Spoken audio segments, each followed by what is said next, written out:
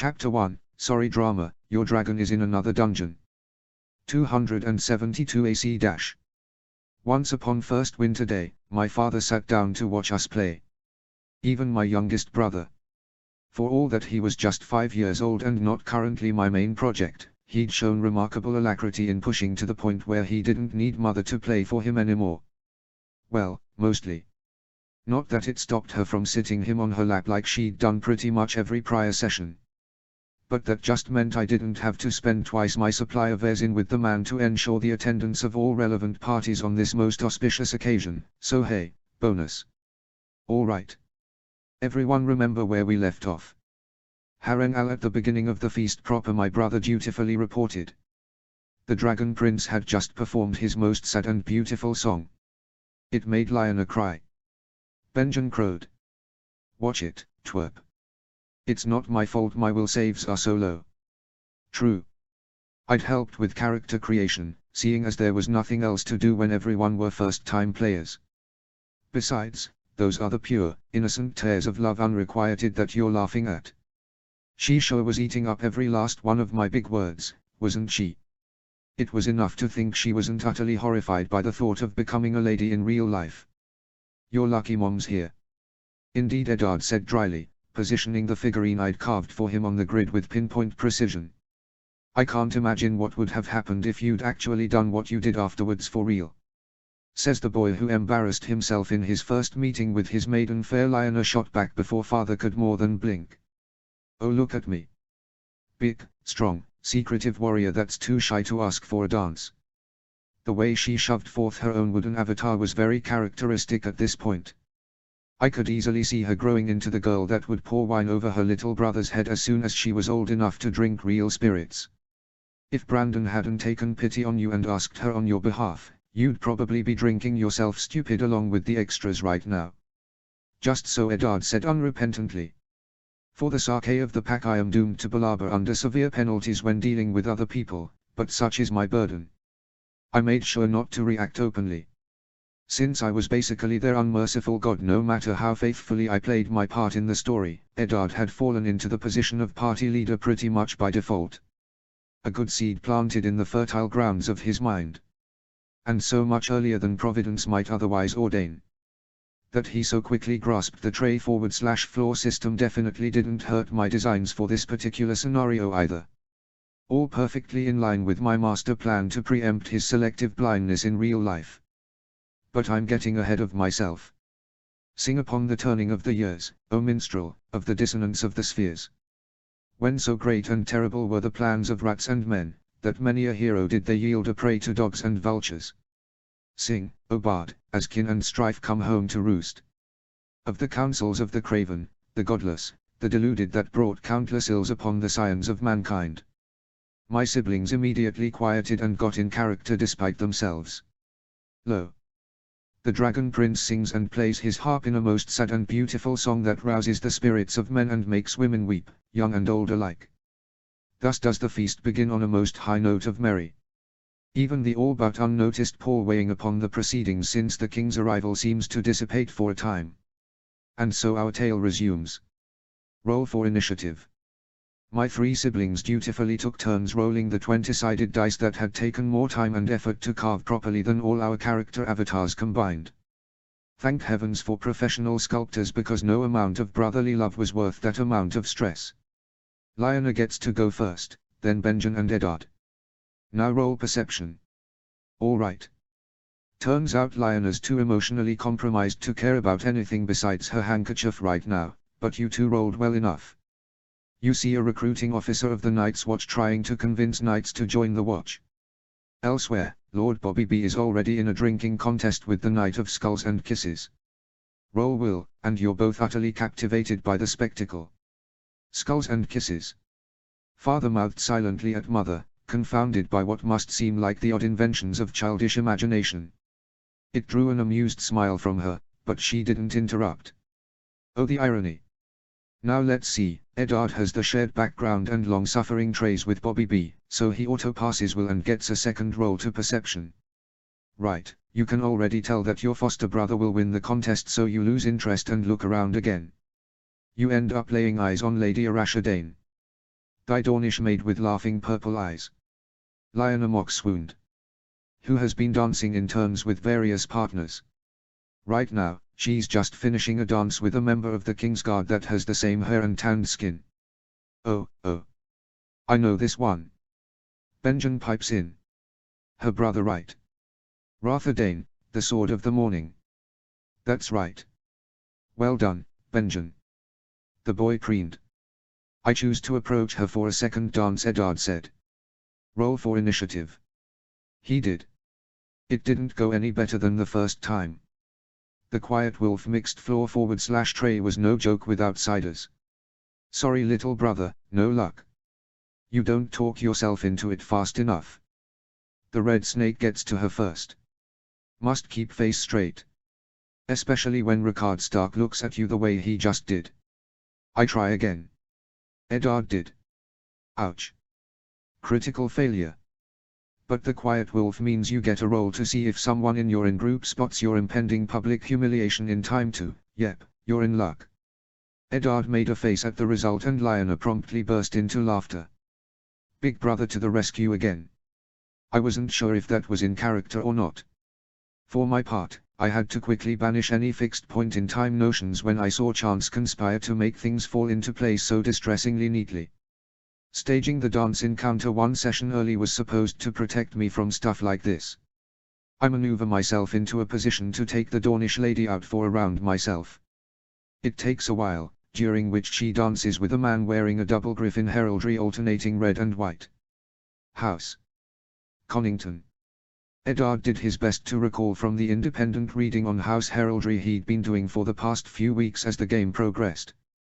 At my nod, he seemed to regain all the confidence he'd lost from all his failed rolls. Griff Connington then. Good. No rivalry flags, right? That's right.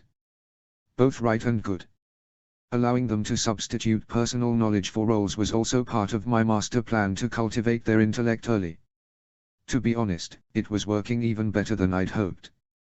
Of course, after Eddard finally got back at Lyanna by finally getting his dance, her teasing being the only reason his preteen self even pursued a romance in the game at all, funnily enough it became clear that the one who'd blossomed the most was actually Benjen.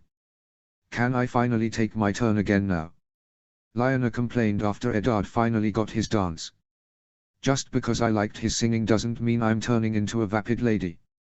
She did her best to act like the thought repulsed her. She even had me convinced, but I decided to defer judgment until next decade. Finally, I look around to spot anything actually interesting. I roll for perception. Rolling for quest character as well. Both you and the Cranogman spot the three bullying squires. One serves a knight wearing the livery of a pitchfork, one a porcupine and one two towers. Oh, let me. Benjen almost fell off Mother's lap reaching for the large sheet of paper I'd spent 2 weeks drawing on and off. Smiling indulgently, Eddard and Lyanna leaned close to examine the paper as well. The pitchfork is, this. House. Haigh. House Haig, yes, Eddard said, not noticing father's astonishment at learning his youngest could already read. Right.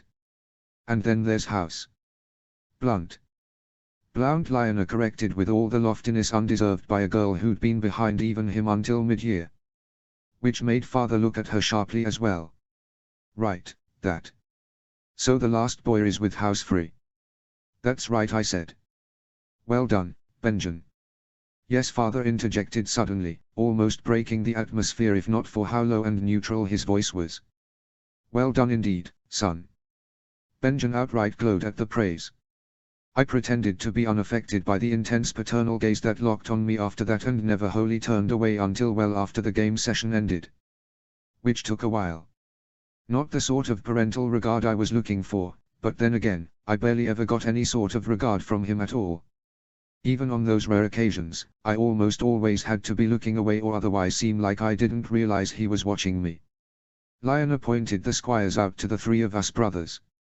As per the script, I offered to find the Cranogman a horse and armor in order to avenge himself. Also per the script, Lord Landhowl Reed failed to reply, torn with indecision. His pride demanded vengeance, but he was afraid of losing and making a fool of himself, bringing shame to his people in the process. He was no knight and was not used to horses and lances. Before going to sleep in Eddard's tent, who'd offered him hospitality without me having to even hint at it, he prayed to the old gods. And what unfolded was about as terribly perfect as four people could possibly get when only one of us had read the script. The tournament happened. The Porcupine, Pitchfork, and the Two Towers Knights all jousted. All three each won a place among the champions with minimal dice fixing by me to make it happen. Which was when Lionel, in an act that I had simultaneously prepared for, hoped to see and dreaded, appeared on the lists as a mystery knight. Though maybe I shouldn't be surprised after the effort I put into acting out Landhowell's prayers with full voiceover and in-character pathos on top of that. Of course a girl would decide she was God's gift to man. Even if she had to rely on Benjen's skulking to actually get enlisted. She came out perfectly disguised too, in a frankly exceptional bit of in-character roleplay by her and Benjen, who'd played the game growing into a rogue spect for support with top ranks in the disguise skill. It was like all my most worrisome second-hand knowledge come full to life. Short of stature, his equipment was made up of mismatched armor bits and pieces that appeared ill-fitting on him, and his shield was blazoned with the image of a white weirwood with a laughing red face. Lionel even pulled out an all-new figurine for herself. I recognized the craftsmanship of the same person I patronized. Exquisitely carved.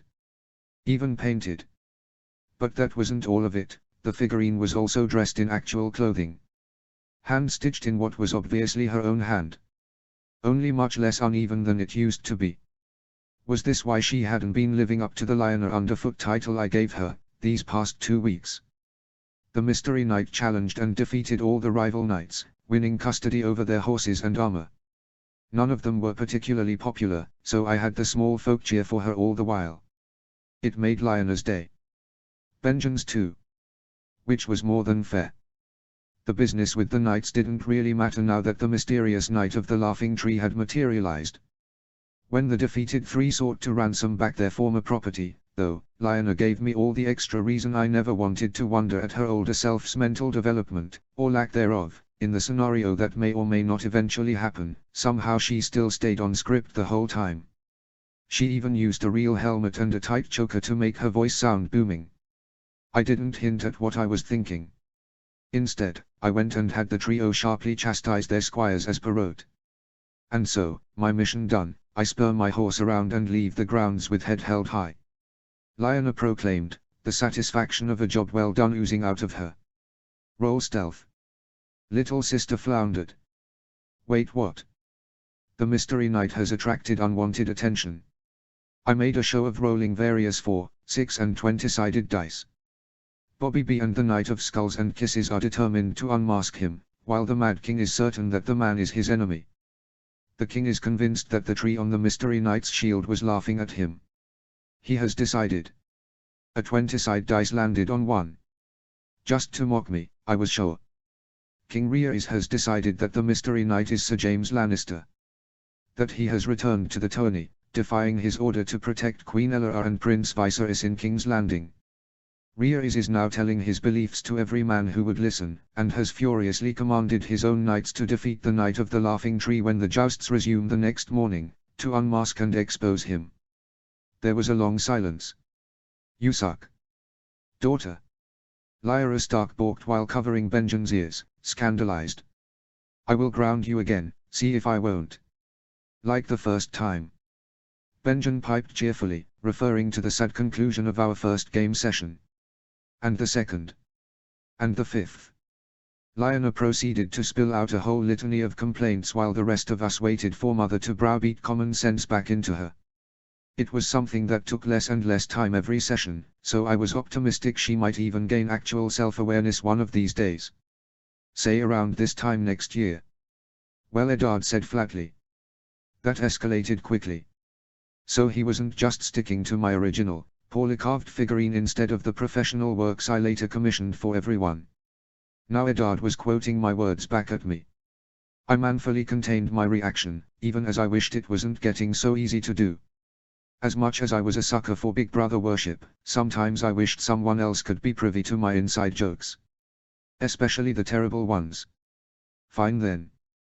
Lionel finally huffed, but didn't run off. I roll for stealth. Well now, that's not a bad result. You should get away unless the Dragon Prince rolls a natural critical on his search roll and finds you just as you hang your shield up in a tree. I knew it. Lyanna jumped to her feet on the chair and pointed a finger at me dramatically. This is just an elaborate scheme to turn me into a lady after all, you snook. Ah, the self-absorption of an egocentric girl that hadn't yet realized she wasn't the main character in anyone else's life. It would have been a lot more convincing if she didn't then proceed to deliberately act out the secret romance with my sweet prince scenario out of spite. She even put enough roleplay into it to cut the number of needed dice rolls by half. She exploited Benjen's childish sycophancy for all it was worth too. Somewhere amidst it all, she even nailed the full set of "this is why I won't marry Bobby B no matter what reasons I'd ever read of." Lyanna was understandably vindicated when the Dragon Prince crowned her the Queen of Love and Beauty. She genuinely thought it was an admission of defeat from me to her. That she'd bitten this hook with the intent to fight against the notion that she could be a proper lady seemed to have slipped her mind at some point in the quest. Maybe I might have left it at that if she hadn't gone that last mile to throw it in my face. It was getting fairly late. But then she went and eloped with her Prince Charming. And they lived happily ever after. Lyanna gloated at the conclusion of her make-believe best end. So, being the fair and unmerciful god that I was, I gathered up all the hooks they didn't bite and laid out the true end. My fault he never stops throwing things at us. There's never enough time to do everything and he never tells us who's important or why they are important, and then he punishes us for setting us up to fail in the first place. There's never a way to figure out what all we're supposed to do. If I fail my knowledge skill, how else am I supposed to figure out what's going to happen? There's no way to figure it out, that's how. All we can do is act at random until one of us stumbles on something important, right? I mean, it's one thing if it is a knight with a lance riding a barded horse wrapped in livery in a tourney range. You can guess pretty easy that you're going to make him eat lance or bust. But the love story was nothing like that at all. He ruined it. He ruined a perfect love story. And it's not just a one-off, he always does this, he never lets us win. Did she already forget who it was that actually got burned alive and strangled to death for the sake of her maiden romance? Also, they never actually went and did anything. They just waited for the story to happen to them and then reacted here and there. And that was just one of a long list of things I could unpack from Lyanna's latest blubbering attempt to turn her mother into a shield against the consequences of her actions. And the consequences of her lack of actions, but there was even less use in trying to point that out when Eddard, the only one who seemed to have wizened up to that crazy idea known as being proactive, had long since absconded with Benjen in tow. It really was a shame. Also, rather worrying. Their lack of initiative as players as opposed to the stats of their characters was the one, true, major problem of them all. They didn't set out to gather information, they didn't go off exploring unless I tossed a random encounter at them, they didn't follow up on even half the quest hooks I dangled in front of them. Eddard very maturely had assumed responsibility for that failure before leaving, but that only made Lyanna wail louder about everyone but Benjen constantly conspiring to upstage her. For someone who didn't want to become a lady, she sure was acting like a spoiled princess. Oh well. Odds were that a serious talk between us right now would just segue into what would have happened if the she-wolf hadn't agreed to elope with Prince Charming. Wouldn't that be fun? And I hadn't even thrown the three-headed prophecy or the prince that was promised at them yet. Segmented revelation. Slow and steady. Maybe over a year or 3 before I nuked that particular comet from orbit. It was the only way to be sure. Unfortunately, with how things were going, I might not even have to before I never see them again for the next and possibly last 7 years of my life. All right, Lyra Stark said, having finished wiping off Lyanna's latest batch of blotchy tears. I can see we have a lot to talk about, daughter mine. Let's go to your room so we can talk in private. Translation: let me take you to some place secluded because you're too proud to admit fault in the company of anyone who dares hold you to any sort of standard you didn't choose for yourself. Because it's not like a 6-year-old girl might possess less than perfect judgment or anything.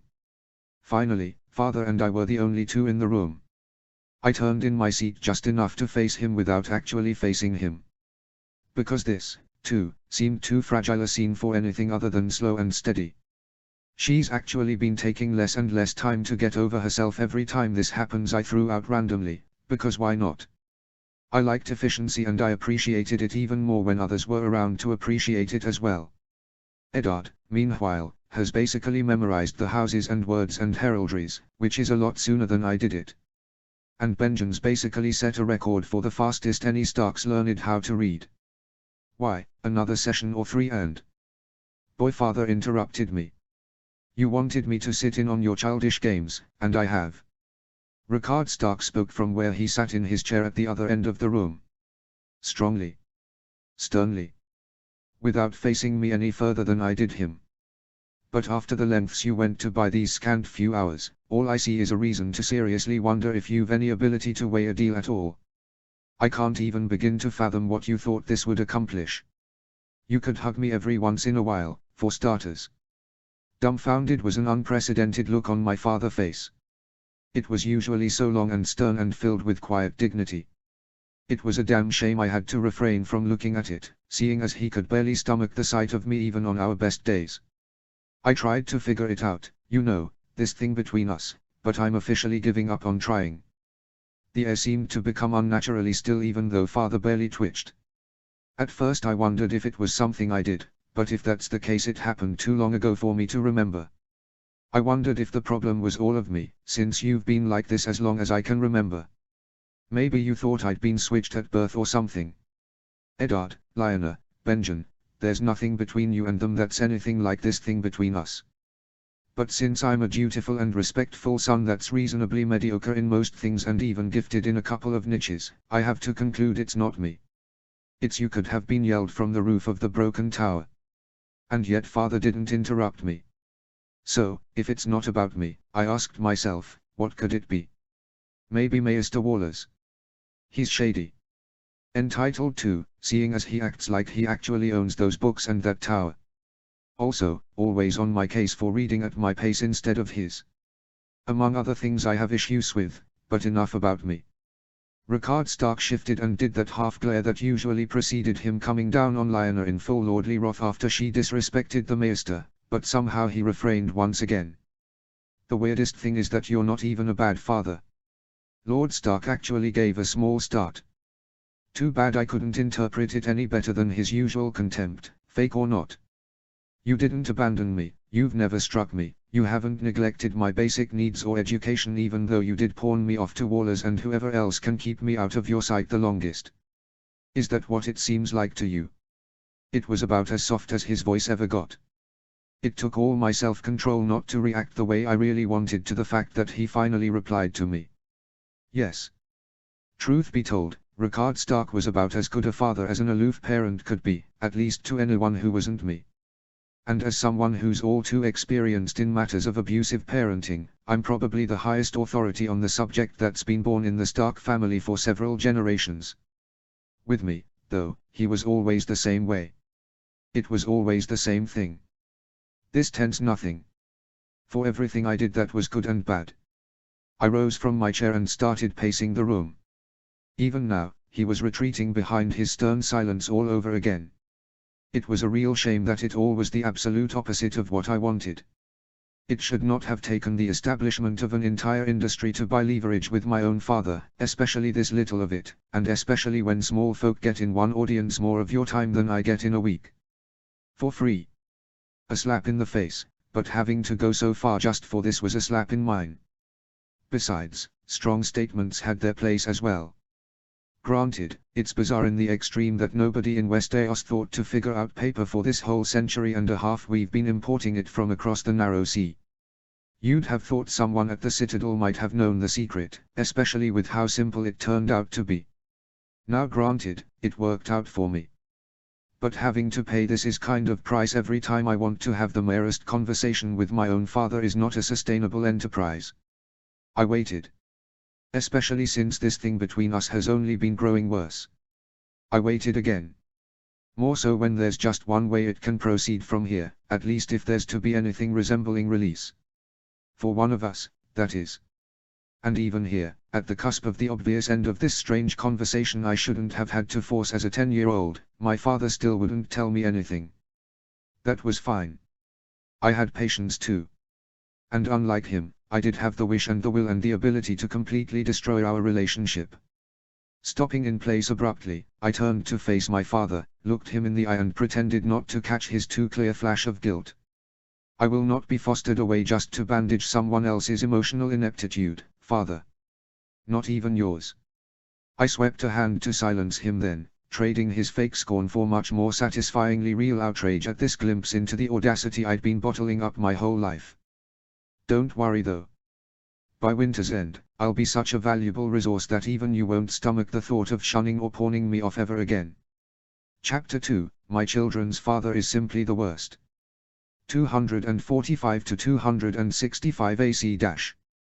Ricard Stark was born in midsummer, grew up an only child, married when he was 6 and 10, and thought the gods were good. Then his mother and father both died of consumption within a year of his wedding, along with the old maester and half the servant staff. The things he had to do to stem the spread were only less bitter than the vitriol he threw at the citadel for the incompetence they'd foisted on his line. It was a terrible trial to overcome. A normal man it might have slain. Another lord it may have broken. For a sudden accessor to Lord Paramount barely into adulthood, it was as gruesome a test of lordship as they came and carved his face in stone. A year later he had new servants, a new maester and a firstborn son. He'd thought it a sign. A new start. Perhaps with a little more life than death this time, to fill the damned silence that now weighed down Winterfell's halls. He should have known not to trust so soon a hope. Not after such a blatant lesson in how the brightest of his days would bring on darkest night. But Brandon was as healthy, strong and active as a baby could be, sometimes fussy, sometimes quiet, rarely crying, and possessed of an astonishing appetite. Especially after that odd day when he up and refused to be nursed anymore and never accepted a teat again. Everyone from the wet nurse to his wife and the new maester had been confounded, and Ricard was no better himself. But the boy was fine and showed an even greater appetite after, increasingly so after his teething came and went. Without any cries or tears. At all. He should have listened to Wallace when he wondered at Brandon not putting on the plumpness he should have from all the cow and goat milk in his diet, never mind everything else. But he'd thought the gods had tested him enough, and the failure of Wallace's predecessor was still too fresh a wound for him to have an open mind. Doubly so when the implications were so dreadful. So he blinded and deafened himself to whatever might have been a sign. Watched and listened instead as Brandon took his first steps at 9 moons. Rejoiced when he started talking the day after. His first word was Papa. His first word. Of course, then his boy immediately asked for more food. Ricard had laughed himself sick all day, but really, what else was a father to do but watch and laugh and delight in it all? So that's what he did. He watched and delighted in his firstborn's life. His firstborn, and then his second a year later. Then both of them right up until Eddard's second name-a-day, when Wallace judged Ned strong enough for the brothers to finally start playing together. Ricard would have allowed it sooner, but while Brandon hadn't shown himself to be particularly brash, he did have a strong and persistent toddler grip. Usually on his beard. Anything to make his father spend more time with him. It was part of why it grew so thick so quickly, Ricard was sure of it. Sitting with his wife and watching the two children play together for the first time in the Godswood should have been the best day of his life. Then Brandon toddled into sight of the heart tree, looked at it and froze like a green boy borne down on by a boar. Then collapsed like dead wood. And that was how Ricard Stark finally learned what should truly have been his first life lesson. The gods were cruel. Why else would they strike down his son? He was barely more than an infant. Brandon didn't die, but it might have been more merciful if he had. He didn't wake for over a moon turn. Instead he was laid out in bed, weak and sweaty and his brow burning hotter than the most blistering summer sun. Ricard tried to hope, tried to focus on what his son wasn't going through. He wasn't coughing, he wasn't wailing in pain, he wasn't coughing blood. But it was useless. What was the point in hope when his boy tossed, turned, moaned unintelligibly and grew more and more emaciated after sweating himself almost to death every damned night? He couldn't even take any of Waller's useless remedies without puking out what little soup Lyra could get him to swallow down. It was all Ricard could do to wear his stone-cold silence and be strong for his wife, instead of cursing and screaming and hurling everything at hand against the walls. It wasn't enough it took his parents so early on, the wasting sickness just had to have his son. Curse this fate, curse the gods, and curse every last, useless grey rat. And curse him for still letting hope kindle in his heart when Wallace came to him hesitantly one morning and told him the fever had passed and Brandon had woken at some point in the night. He should have waited. He should have let the maester finish. Instead, the father rushed to his son's bedside and got to see the horrible truth for himself. Brandon was weak. He couldn't walk. He couldn't stand. He couldn't feed himself anymore and he could barely hold down food half the time. If that was it, Ricard might have let it pass as after sickness. But it wasn't. It was worse than that. Brandon could barely focus on anything, barely even noticed them in the room, and when he did bring himself together, he couldn't hold a train of thought for more than a minute without suffering severe mood swings. And when he tried to talk, oh gods, that was the worst. No matter how hard and steadily and slowly he tried, and gods, he tried, all but 1 in 10 words came out as total gibberish. For the first time in his life, Ricard Stark could not be the pillar for his distraught wife. And that was how, having secluded himself in his solo with his papers and audiences and complaints and his bitterness, Ricard Stark learned his second life lesson. The gods were fickle. His son was broken. If Lyra hadn't clung to Ned all those fraught weeks wherever she went, including the godswood while she prayed, he might have decided then and there to never let any of his children within sight of the gods again. The thought would haunt him for a sennight and then some, every time Wallace, the only member of the household who could dare bring up his son in his presence anymore, and even then only out of duty, would come to give his twice-daily report. Ricard's young, gormless self might have still thought it encouraging. Brandon was adjusting, focusing ever so slightly better every day, putting meat back on his bones.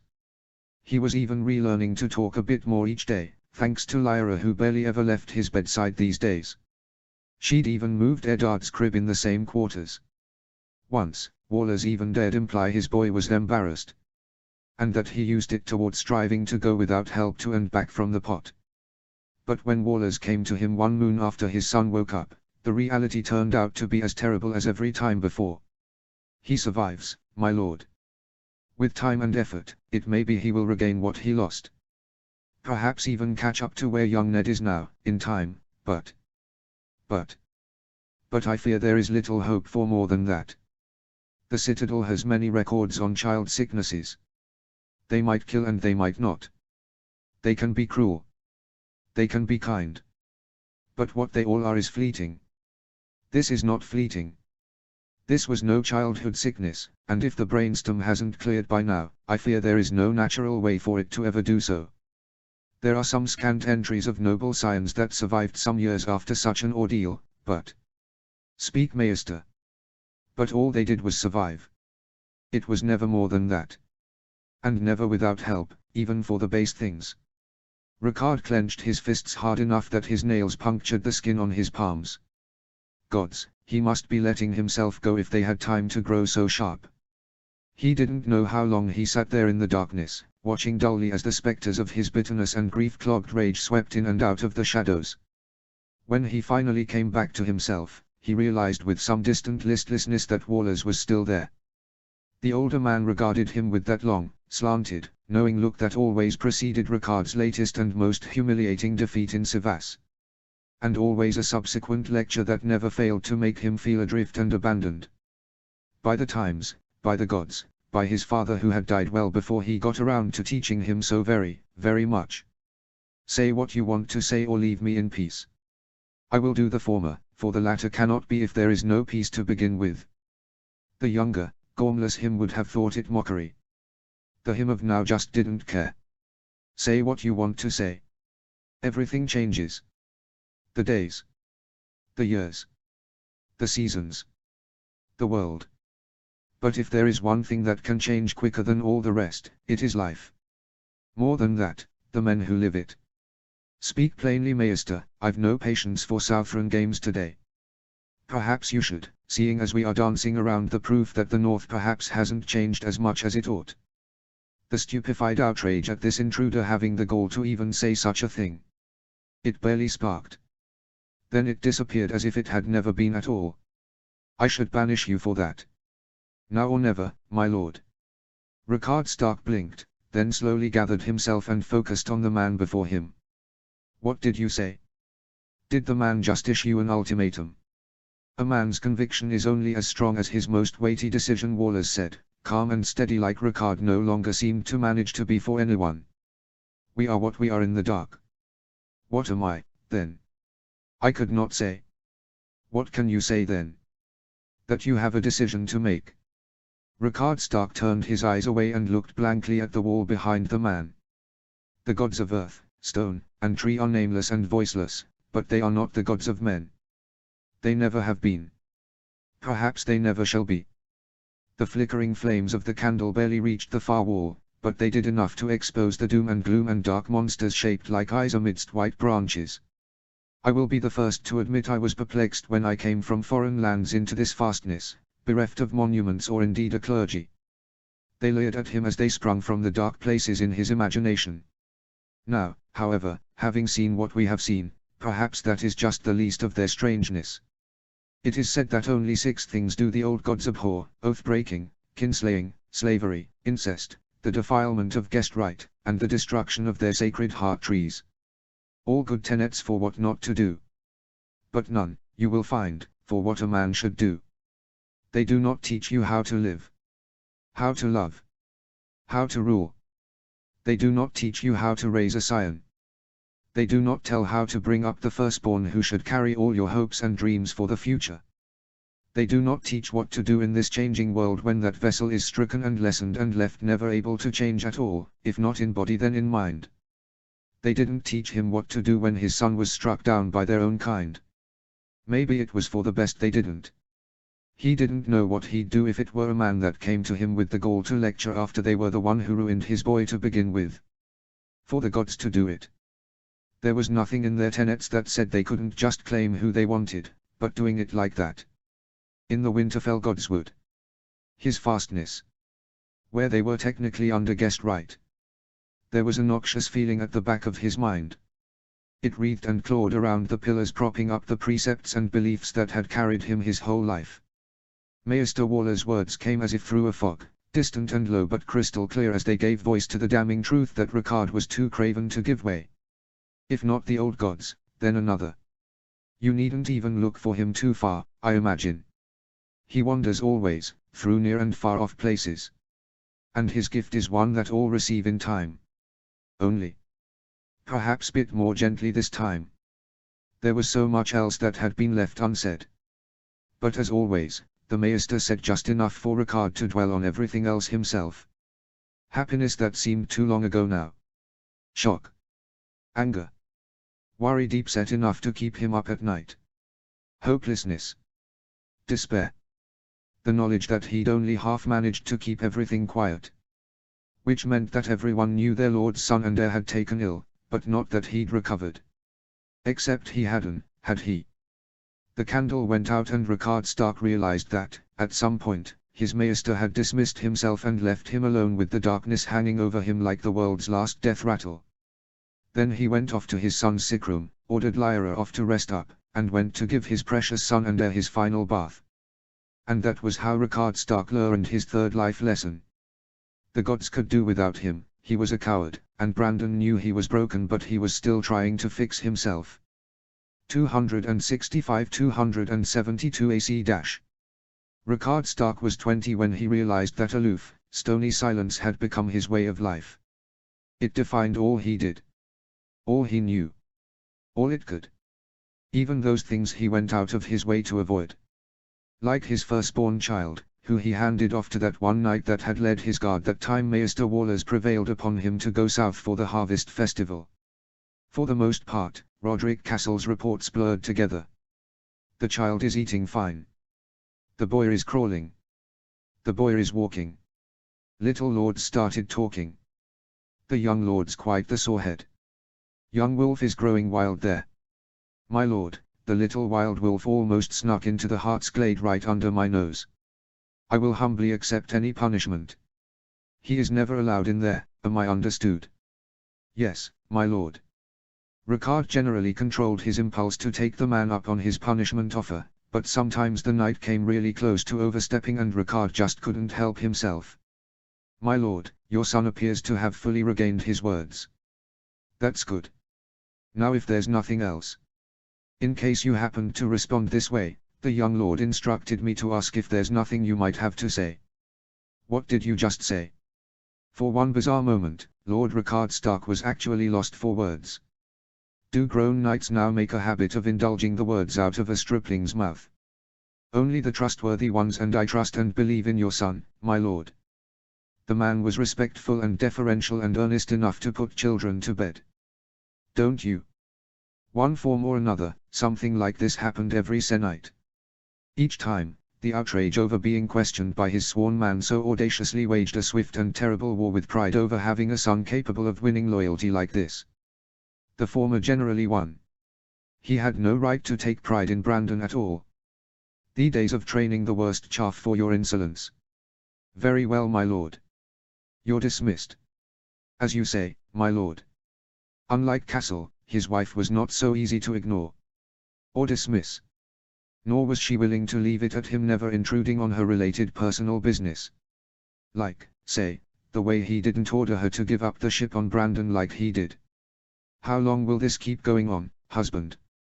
"He's recovered his words and his strength and can walk on his own again and even run, despite the portents of doom the Maester gave. Not a day goes by without him asking after you.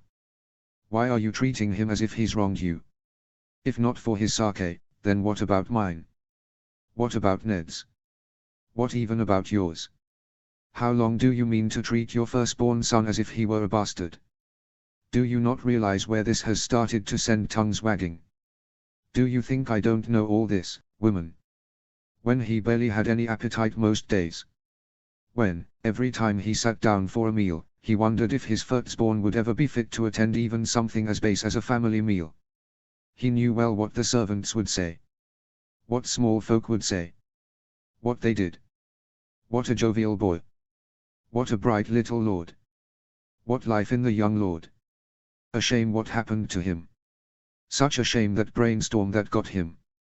A real shame what all the headaches that strike him. Shame. Shame. Shame, shame, shame, shame. The shame of House Stark that had to be kept out of sight lest his weakness and headaches and mood swings take him for all to see. And what of Lyra? Would she be doomed to bear him through everything forever? Would she let herself go in her despair? Would she remain Brandon's dependent wet nurse while he was tied to her apron strings for the rest of his life? What of himself? Could he doom his son to this half-life? Could he live with himself? And what of Eddard? Did he deserve the neglect of not just his father but his mother? Did he deserve the other hardships that would result from this?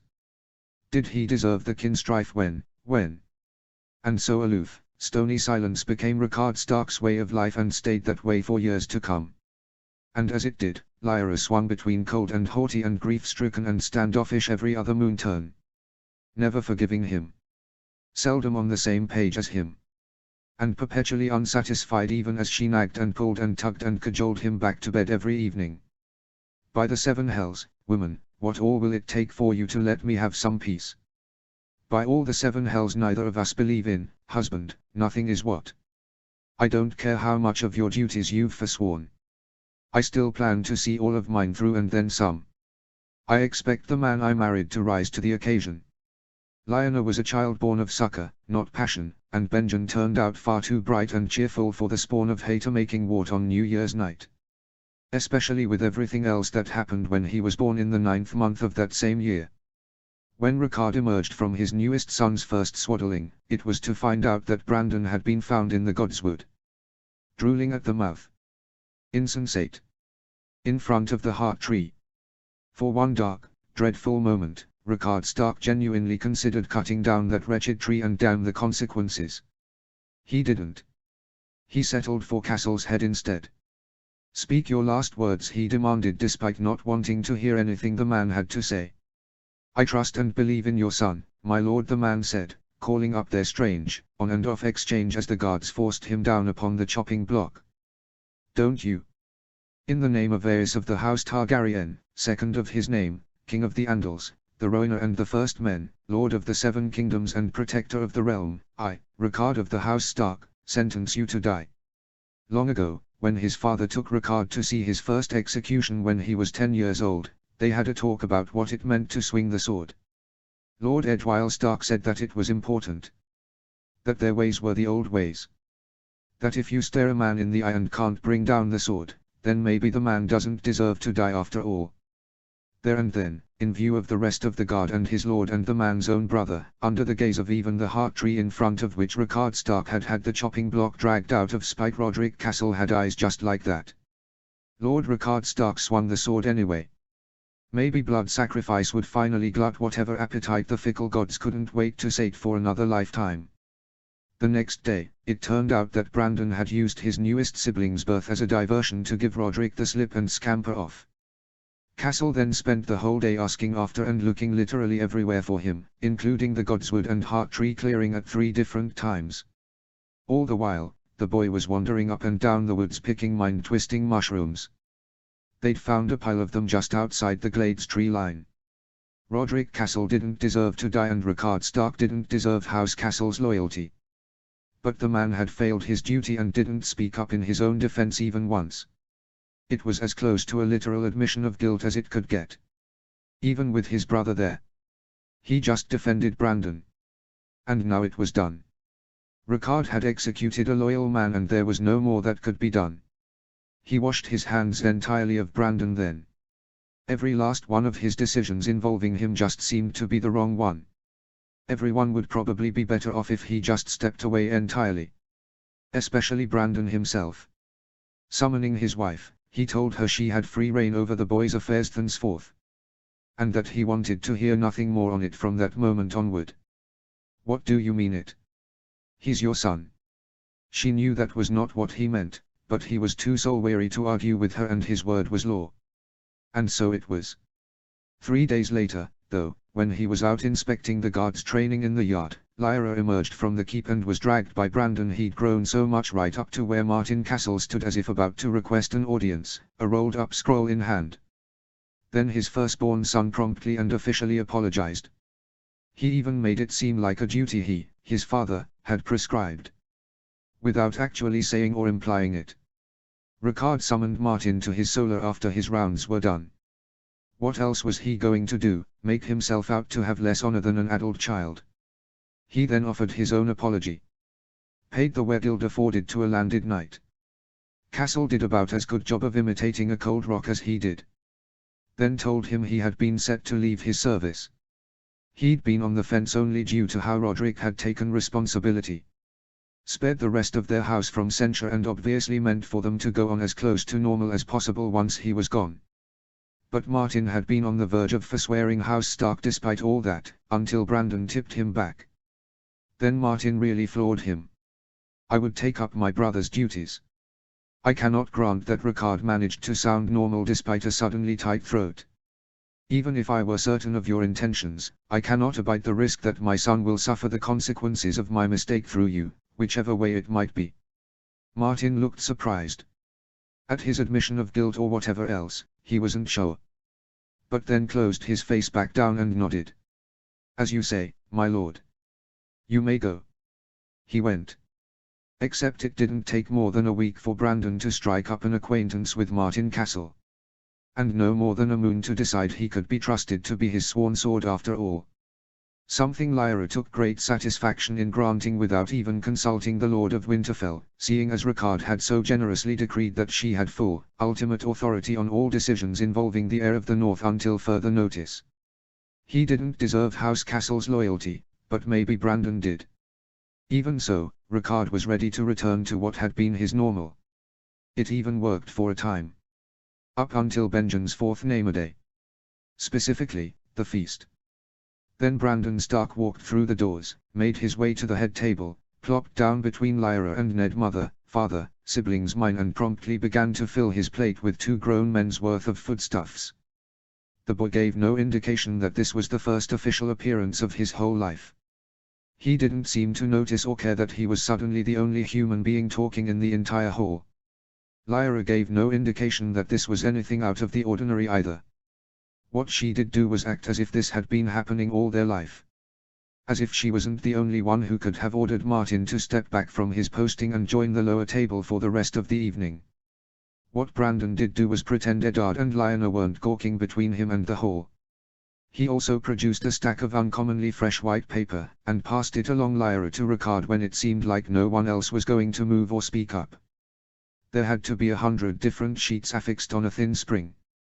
And the first some dozen of them were filled with numbers, lines and calculations. Preliminary cost versus benefits analysis and sample product all in one, Brandon said, as if reporting on a project Ricard had assigned at some point in the past.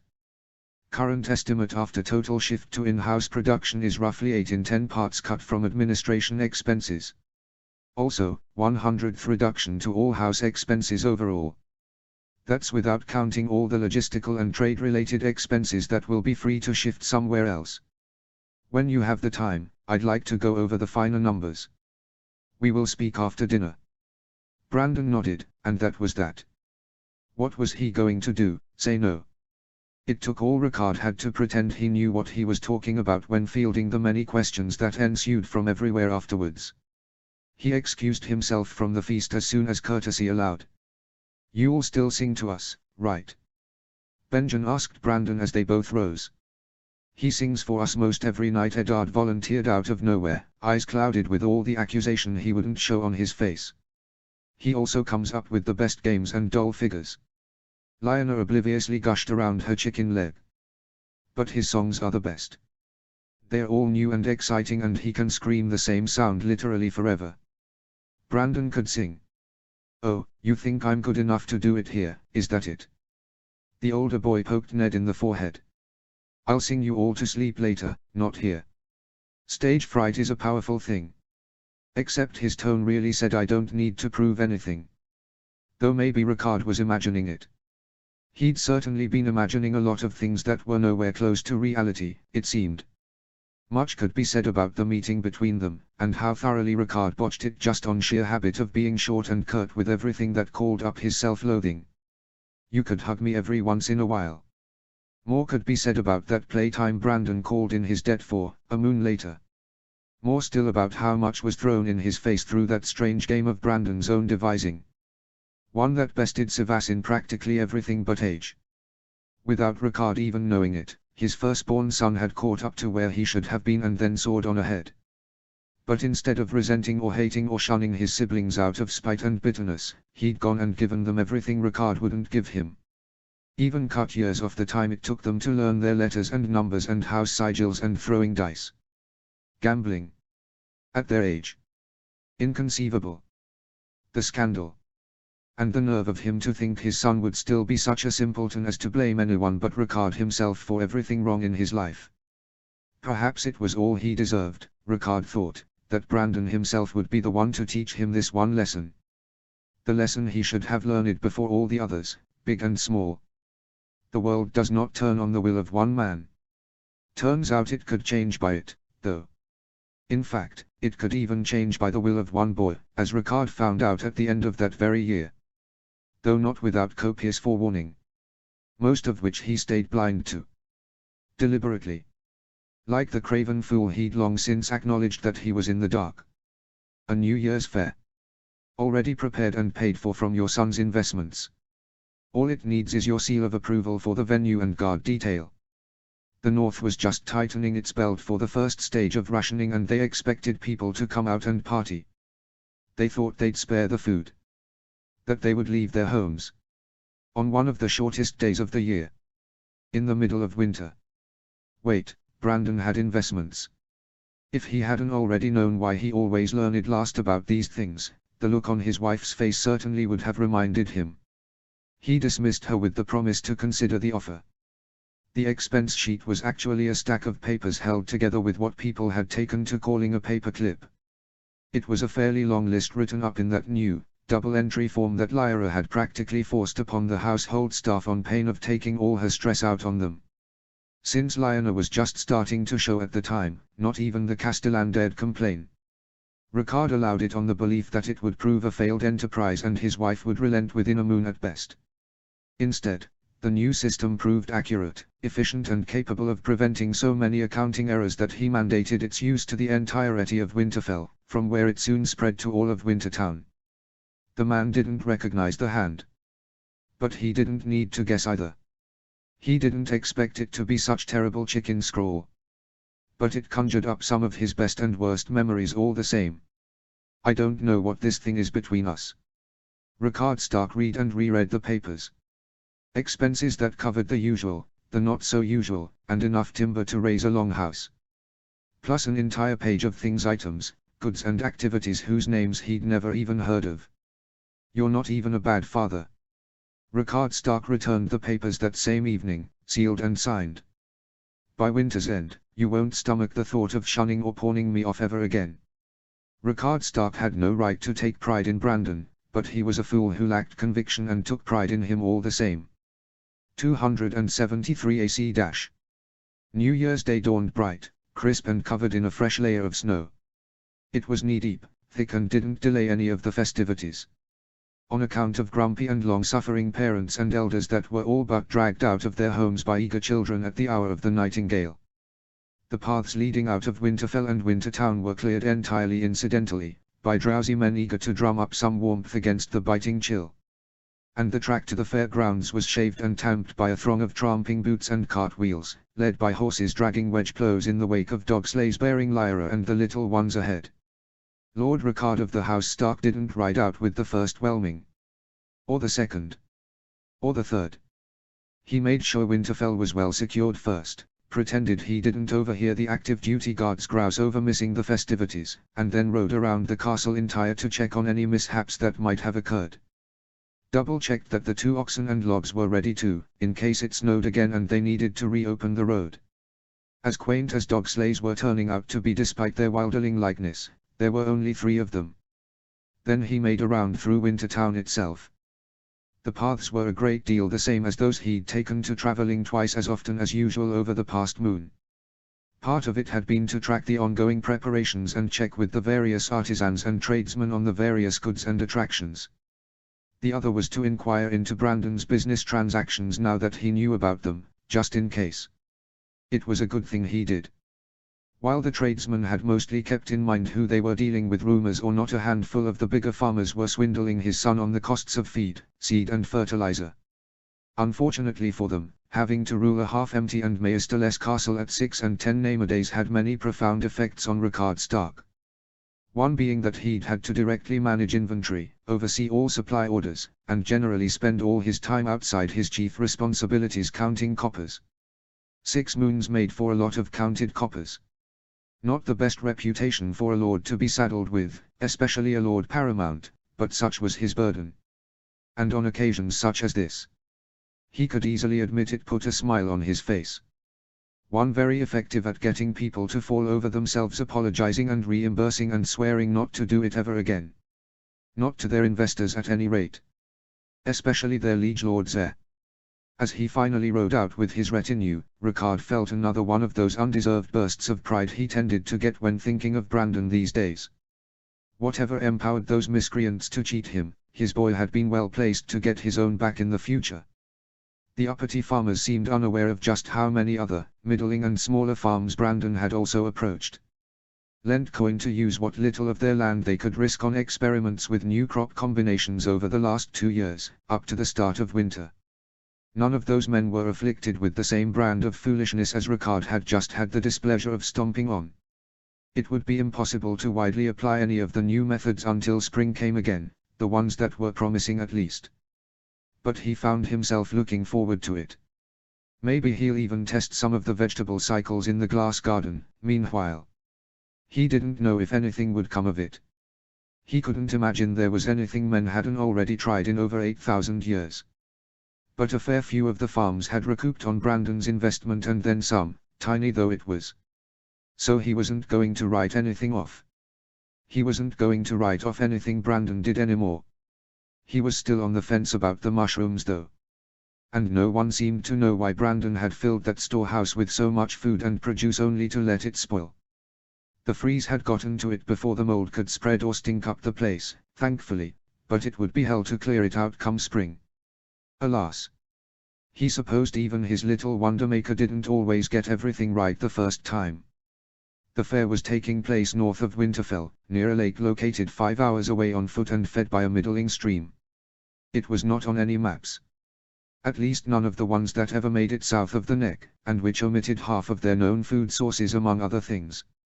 But the spot was quite sizable for all that, and actually a fairly popular fishing spot during summertime. Alas, not all his traveling companions were as interested as he was in seeing what it was like in winter. "Missing your drafty tower already, Maester?" "Of course not, my lord," Maester Wallers grunted from beneath the thickest fur coat in Winterfell and thrice the usual number of coverings beneath that. He looked ridiculous. "Why ever would I do such a thing? I am but wrinkled skin and old bones under this. Old Nan is older than you and she left with the first whelming all the same. That witch is older than everyone. Actually, she wasn't. Moreover, that witch was my uncle's wet nurse and caretaker. Until he died at 3 name-a-days. Like his namesake almost did. Of course, my lord. I apologize. The cold must have gotten to me after all. There was a time when Ricard didn't have a problem knowing if the man meant what he said or not. He wondered when things had changed. That's when he saw the kites. They were the first of several things the artisans had no explanation for. Brandon hadn't explained. Wanted them a surprise. And they certainly were. Wispy crafts that soared high in the air, tethered and anchored to the earth by a single string. Which hadn't been part of the same commission. Bridles and long, sinuous tails and streamers fluttered and glided behind them as they stood against the wind, tugged to and fro by people and children running around the fields. They swooped. Soared high up against the wind. Ricard stared at them, awestruck. His son could make things fly. A second distraction jumped at him once they crested the lake's basin. It was the sheer multitude of snow huts. He knew to expect them and had even visited the grounds earlier in the moon, but they were still impressive now that they were complete. He'd been skeptical of them until the masons made one for him to inspect, the day after he approved the fair.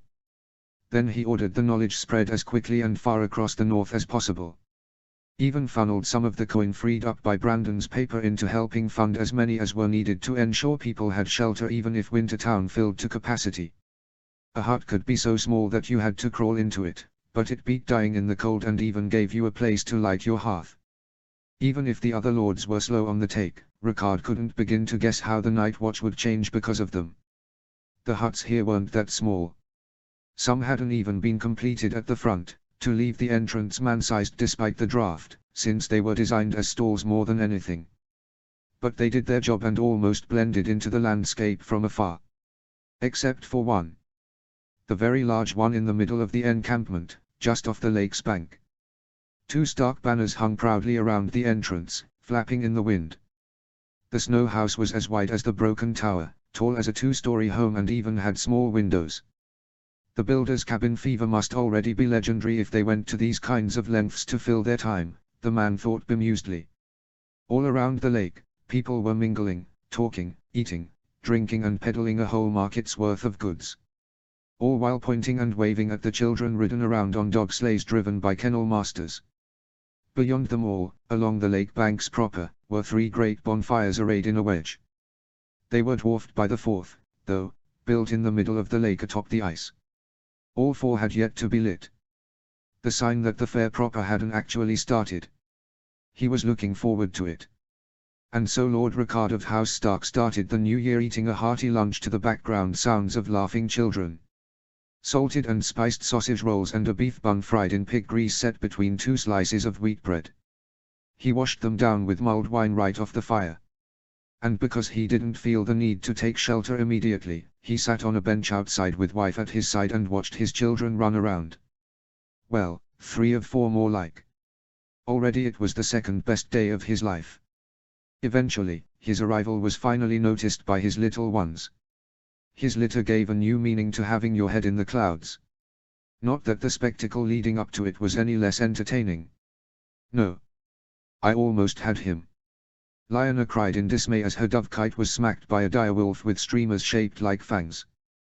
Just before it would have assaulted a big white dragon too. You fiend, why are you helping him? Why aren't you helping me?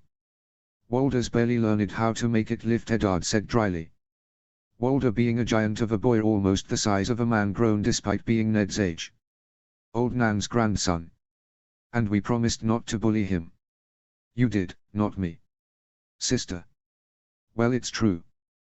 Besides, I'm not actually bullying him, isn't that right, Walder? Of course not, lady. See, even hey. Did you just flinch away? You did. You did, didn't why? Ha ha. Smash. No. Lyanna wailed as Benjen's raven wrecked her white dove as the dog sleigh shot by. And there was much rejoicing. Well, from the children with him. No no no no no. Papa. H.N. Ricard grunted as he stooped to receive an armful of daughter. He ignored the hidden smile his wife let him see from where she was spinning replacement strings. Old Nan's too. Has my existence finally a purpose then? Ned's being mean. Not Benjen. Is he now? I admit to everything, Eddard said shamelessly. What, he's not even denying it. So I see, Ricard sighed. Have you naught to say in defense, boy? Eddard Stark smiled mildly, his direwolf still proudly defying the gale. Honor before fault, not reason. Lyanna pulled a face not unlike whenever her brothers repeated something said by Brandon in the past. Ricard was becoming an old hand at recognizing them. For better or worse. Yes, well. You're a grumpkin. I'll get you, just you wait. Such is my bee. Don't say it. Odin. Papa, Ned's being mean to me. Because you're a terrible person, Ned said. What? You take that back. Oblivious too, old Nan is literally right there. I knew it. You don't love me anymore. Hardly. I just know the difference between love and like. Something weighty suddenly seemed to pass over Ned's face. Don't you? Ricard recognized those looks on Ned now too. The drama, though, was cut short by the resounding blare of a bullhorn. All over the fairgrounds people jumped, flinched and stumbled at the sudden noise. Ricard shot to his feet and looked sharply for the source. Were the sentries sounding a call to arms? If the gods were so spiteful that they'd conjure bandits out of nowhere to ruin even this for his son, he swore he'd. Bran. Lyanna practically scaled him all the way up. It's Bran. Look, look. There he is, see. He had to crane his head away from her flailing limbs, but yes, he did see. Saw him use two long poles to slide to a halt all the way on the far bank of the lake. Next to where Martin Castle was just lowering the bullhorn that had shaken everything.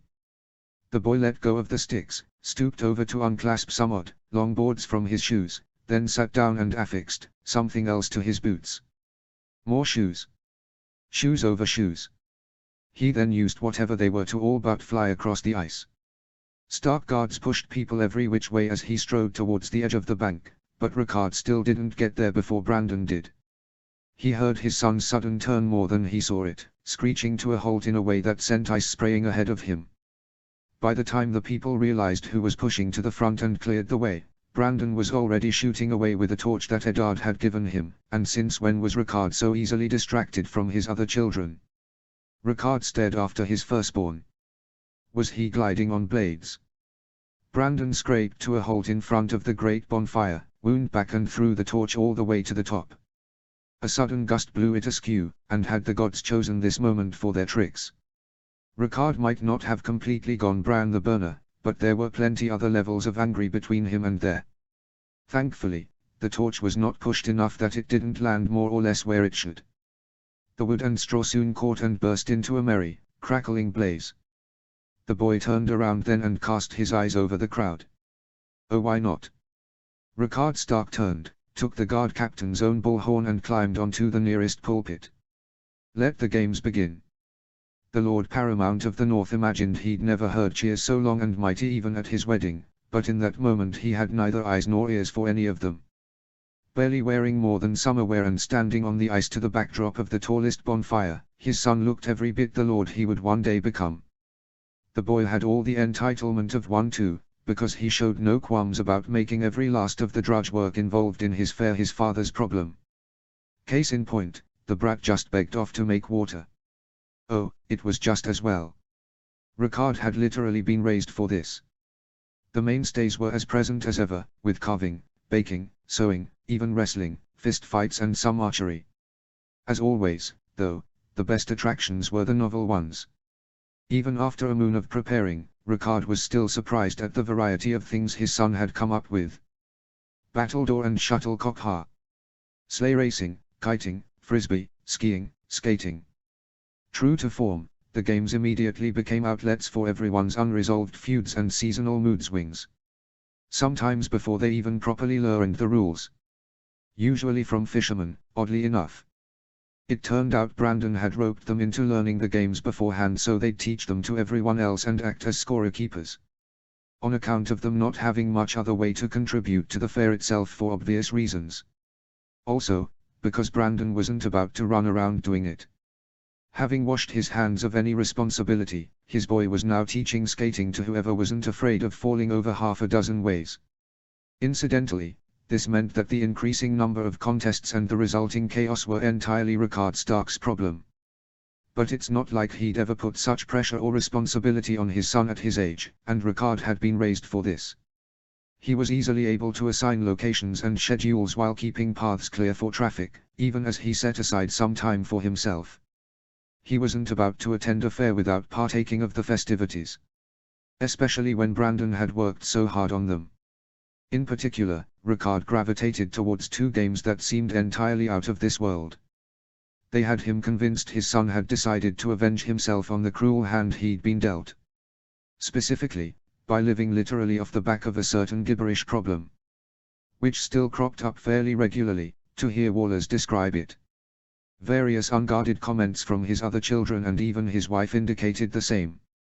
One game was played with cards made of paperboard. They each had various plus and minus values on them, which you were expected to use along with deck draws to get closer to 20 than the other player, and no higher. Ricard thought it wouldn't be long before the game taught their numbers to everyone and their grandmother. Brandon called it Payzark. The second game was the only one that merited its own dedicated guard force and was not allowed to be removed from the central table in the snow house. It was also a card game, but delicately drawn and written over the course of what may have been months. Each card a military unit, warrior, noble, archetype or a strategic card represented by different forms of weather or landscape. And on the rare occasion, you'd draw a card that bore the name and sketch of a famous figure from myth and history, with score and skill to match. It was a game of tactics and strategy never before seen or heard of. A game that expected you to wage 3 battles in a row with the same hand. His son had named it Quent. For Ricard, it was an eye-opener in more than one way. And that didn't include how different people behaved when in front of an audience. Another round, Maester. If it's all the same, my lord, I think I should retire before humiliation has a chance to finish what the cold began. Come now, it's only been 3 games which the Maester had lost. In a row. To Ricard. It was a new, heady experience. I can't remember how many times I lost to you at Sivas. To say nothing of the subsequent lectures that never failed to make him feel inadequate. Sivas has history, weight and intricacy. This, the Maester waved dismissively at the board, is but childish fancy. No matter how pretty the sketches, it shall be forgotten before week's end, mark my words. It's different not being the only one who knows the tricks, isn't it? Between one moment and the next, Ricard Stark could have sworn Wallace Flower's countenance was redolent of absolute distaste. But by the time he'd turned to the new speaker because it was a new speaker, the Maester was back to looking like a man well on the way to playing the role of everyone's favorite grandfather. Lord Brandon. I didn't see you there. I thought you'd still be trying to teach the little people how to skim. Distaste. Towards Brandon. Surely not. Skate, Brandon corrected as he stepped around the man with barely a glance. And not so little at all. Turns out Walder's a natural. Someone on his father's side must have been very spry. What was this? The Maester hadn't hinted at any animosity between them even after his son's remark on game night. And Brandon. Ricard couldn't even tell if. What a strange world it was all of a sudden, that he had as much trouble reading a Maester as his own get. Is that so? Mayhap I will catch a glimpse as I leave. But you'll miss the best parts, Brandon said. The bonfires finally started to burn low enough to eat through the ice. And the last holdovers for the tread bucket contest only just made it. Ricard forced himself not to be distracted by the mention of what he'd been most interested in since finding out what project it was that got a week of preparation time. He'd been veering into tactical musings almost regularly in the days since. Nevertheless, needs must. By your leave, my lord, I shall make an early return to Winterfell. Ricard managed not to convey his inner confusion. Very well. You may go. My thanks, my lord. Ricard hadn't realized Maester pride could be so easily wounded. But then, they all claimed they had none, didn't they? Ludicrous as it was. Brandon frowned after the Maester. That is one shady man. Ha! Despite himself, Ricard cracked a laugh. Don't be too hard on him, the chills got him off sorts. He's only a southerner. Even southerners know winter is coming. Not like that, son. Our words are not a warning, they are a threat to our enemies. We Starks carry the bloodline of the kings of winter, and winter is not a foe one can prevail against. Nor one aimed lightly. Watch me, Brandon muttered so lowly Ricard almost missed it. I wonder what would have happened if you said no. He'd have stayed. Obviously. Obviously, Brandon huffed, confirming Ricard's suspicion that he'd missed something. And been a grumpy nest of grey hairs for the rest of time, I'm sure. Brandon Stark and Ricard Stark's eyes met full on then. Suddenly, it seemed to dawn on both father and son that they had engaged in casual banter as if they hadn't been estranged for the past 7 years. Next they knew, it was as if both had gone mute. Soon enough the awkwardness threatened to spill over into the rest of the Snow House, and Ricard should probably lay off the mulled spirits if he was getting looks of sympathy from Martin Castle, of all people. What even were they? Match! Came a shout from the crowd. Match! The crowd picked up. Match, match, match. Match between the lords. Then there were cheers and clapping, and the call soon echoed in everyone and spread even outside. Brandon grimaced and stuck his hands in his pockets, fidgeting in place for a few moments, but eventually sat where Wallace had. 2 out of 3. May as well, Ricard said, wondering how badly he failed to hide his guilty delight at this development. Also, wondering at Brandon's apparent stress. Go easy on your old man, will you? His son shifted tensely but gazed at him sharply for all that. I don't think you need it. The first round, Brandon prevailed against Ricard's Cranogman and Broken King when the Turncoat Ward invoked Suborned Capital for the Sea Bitch and Ironborn Raider. On the second round, Lyanna, Benjen and half a dozen other children burst into the Snow House to complain about wanting Brandon for themselves. An unexpectedly stiff Brandon motioned for Martin to give him his spring stack, ripped one of the pages, and folded it half a dozen ways until it looked like a spearhead spade. Ricard was then thoroughly distracted when Brandon tossed it and it just flew out the door and away. Fortunately, the children made quite a cavalcade when they rushed after it like dogs for a bone, so he wasn't the only one. Ricard won that round with the King beyond the wall and Lord Commander of the Night's Watch, using the ability of the Northern Heiress to deploy during the enemy turn. It cost him the initiative in the last round of the game, but it let him prevail despite Brandon's play of the Great Castle terrain for the Traitor Lord and the Red Bastard. It had to be the most implausible scenario Ricard ever heard of, but it got the job done. Then, on the third round, Brandon turned out to have somehow drawn all 3 of Aegon, Rhaenys and Visenya Targaryen and set them down in siege mode as dragon riders. So it was to the sour huffs of everyone around them that Ricard Stark played Torrhen Stark and Brandon Snow alongside a weirwood bowman and Scorpion. He would hopefully be forgiven for taking satisfaction in everyone's reactions when he then upended those uncomfortable expectations entirely. He activated Northern Blizzard. It rendered all the cards on the field save Greenseer Brandon Snow all but impotent. And so did the history of Westeros and the North get turned entirely on its head. It was probably the lowest shame to experience such a heady feeling of victory against a boy of 10 name-a-days. But, as if to make his father burst from pride like a ripe melon, Brandon didn't make any excuses for his loss. And when the boy slowly looked up from the field, gazed at him as if he were some divine omen and said that was amazing, Ricard Stark felt like the most accomplished man in the world. If he wasn't already so resolved, he'd have decided then and there that their estrangement wouldn't survive the night. Then something somewhere outside fell from the sky. And that was no doubt how the gods finally made their play, Ricard thought testily. He should have expected it really. New Year's Day turned grey, crisp and covered in a fresh layer of dread. It was deep, halting and instantly put a break in the festivities. On account of the blood-splattered, wrecked front of the snow hut belonging to that one artisan whose family was big enough to both enter the tray bucket contest and run a shop stand on the side. Lord Ricard of House Stark did not look at the owner, or the guardsman, or the mob. He made sure no bystanders had been harmed first, chose not to disperse the crowd that had so conveniently gathered within hearing, and had those directly involved in the mess detained and brought to him. He also had Lyra stay back with the children, pretended not to see Brandon all but hunch over something or other from stress in the shadow of his guard, and definitely didn't despair openly. Even though it became more clear to Ricard by the second that he was the only man alive with any amount of sense. Because what else could he take from this, really? It wasn't the gods. It was small folk stupidity. A farmer, artisan and woodworker gather at a fair, Ricard Stark said coldly. Sounds like the setup for a jape, but as you can see I am not laughing. Explain yourselves. Thoroughly. Now. The tale that came spilling out was as sordid as it was trivial. It would not have at all warranted the attention of the Lord of Winterfell in any other place on any other day.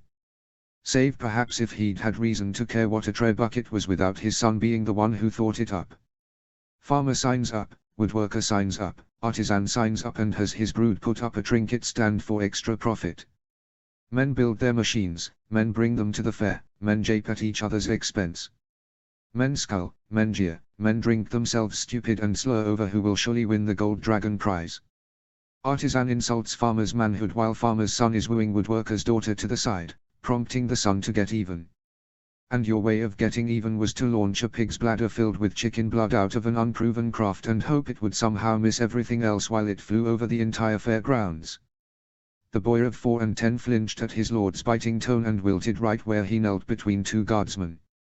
Father Brandon said as he approached. Ricard pretended not to have seen him, practically praying to some kind of small brush for strength. It appears I arranged for perhaps too many activities to adequately supervise. I take full responsibility. Denied. The amount is fine and you arranged this fair entirely for them. I will not have your kindness further taken advantage of, my son. Mercy, Lord. The boy's father begged as he bravely and unsteadily pushed through the crowd and fell to his knees next to his spawn. Mercy, Lord, please. Boy's not a bad lad, he's just a moron. Clearly. And we don't want that passed on, now do we? The empty threat fell flat. Please, Lord, I swear, me lad offer all due recompense. The farmer all but genuflected and yanked his son Yo down by the ear along with him. This is what he gets for beheading just one man for dereliction of duty, Ricard thought irately.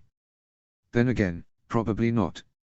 If the small folk were really worried he was the sort who went executing left and right without due consideration, they'd never have pulled such a stunt in the first place.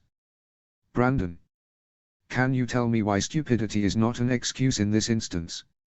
His boy seemed taken aback, but he rallied quickly and cast a long, searching look over the surroundings. Good. If he could use this as a lesson, all the better. Get a good look, son. It's been made so that you have all the time you need. The farmer's boy outright withered under the combined glares of Ricard and his own father.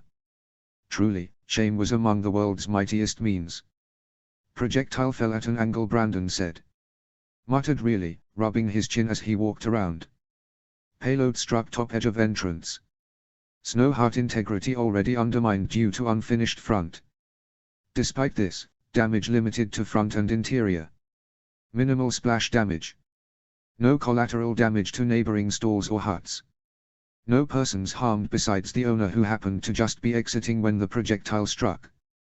The artisan in question scowled venomously from where one of his daughters was wiping his face with a warm cloth and a second was picking frozen blood from his hair. The man's 3 sons were arrayed around them all, glaring indignantly. Possibility 1, precision strike. Possibility 2, dumb luck. Brandon turned and pondered the direction the payload had come from. Possibility 2, unlikely. Just so, Ricard said flatly. This was planned, aimed and in no way accidental. Because you often had to repeat yourself with small folk. He kept the other thought to himself. That the feat spoke of either exceptional eye or very thorough practice. Or both. Such a fellow didn't belong in the ground order-handed. He belonged on the battlefield working siege arms. The Lord of Winterfell beheld the son and father, all too aware of the murder of crows that was already scavenging at the edges of the grounds.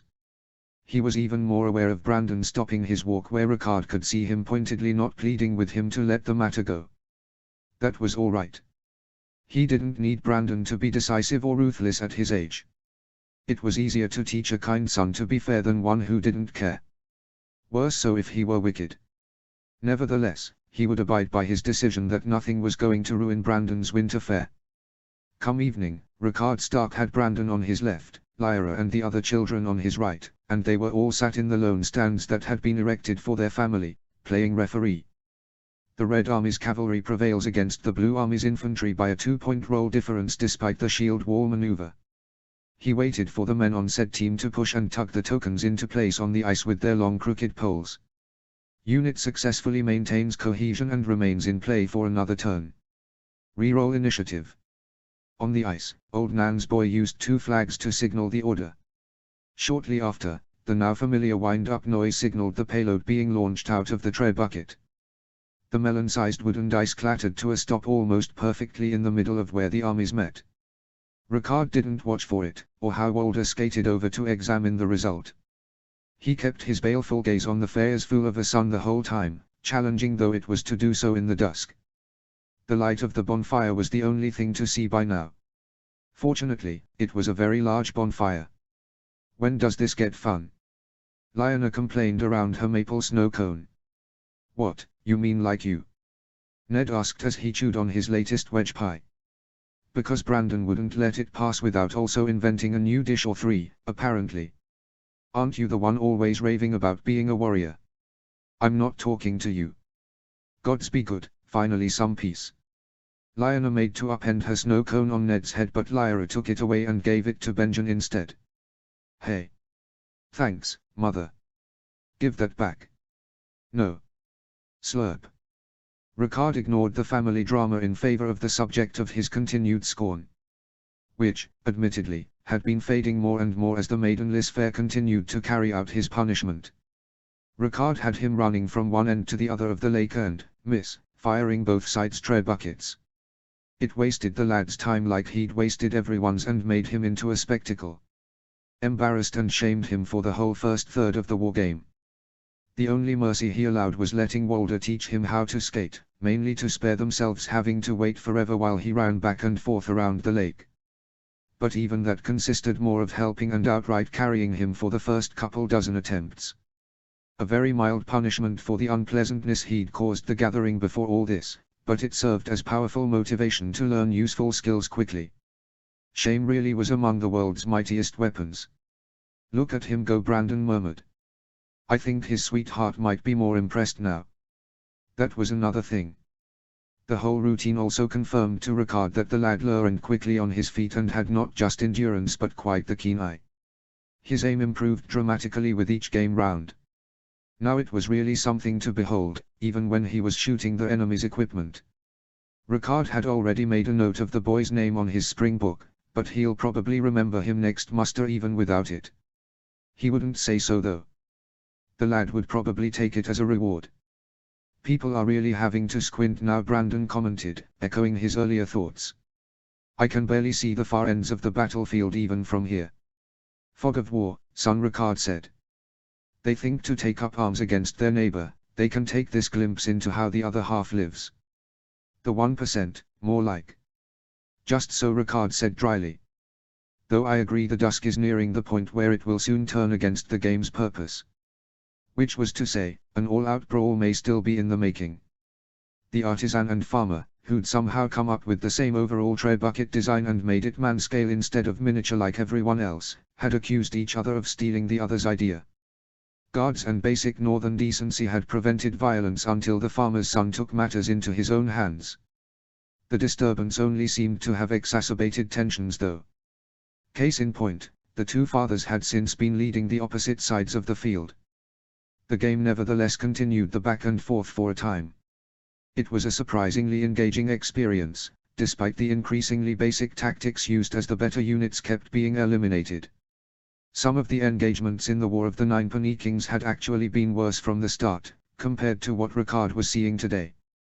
The men of the North were no fools, he thought. Well, when there was the gimlet eye of nobility to keep their foolishness suppressed. Imagine this, but with people, Eddard said as the latest dice throws were being set up. Lords against other lords. Ricard blinked, then he indeed imagined it.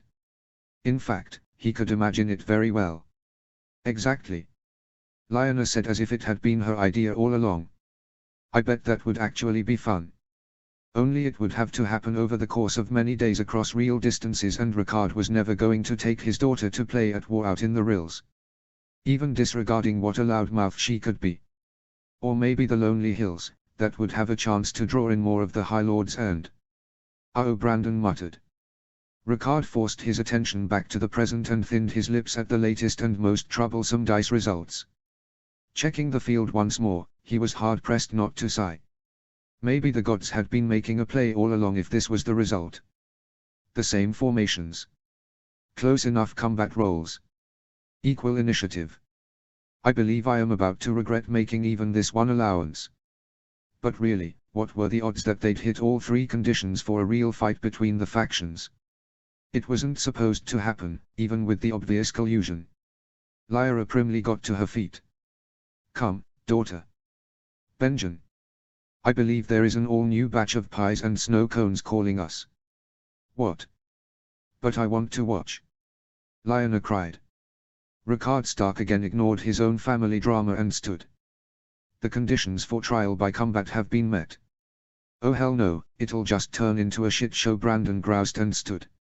Father, can I handle this? Lyra and the rest paused in their departure to listen. Ricard looked down at his son. He was sympathetic, surely. However, the rule was your idea. You gambled against fate and lost. The responsibility to see it through is yours.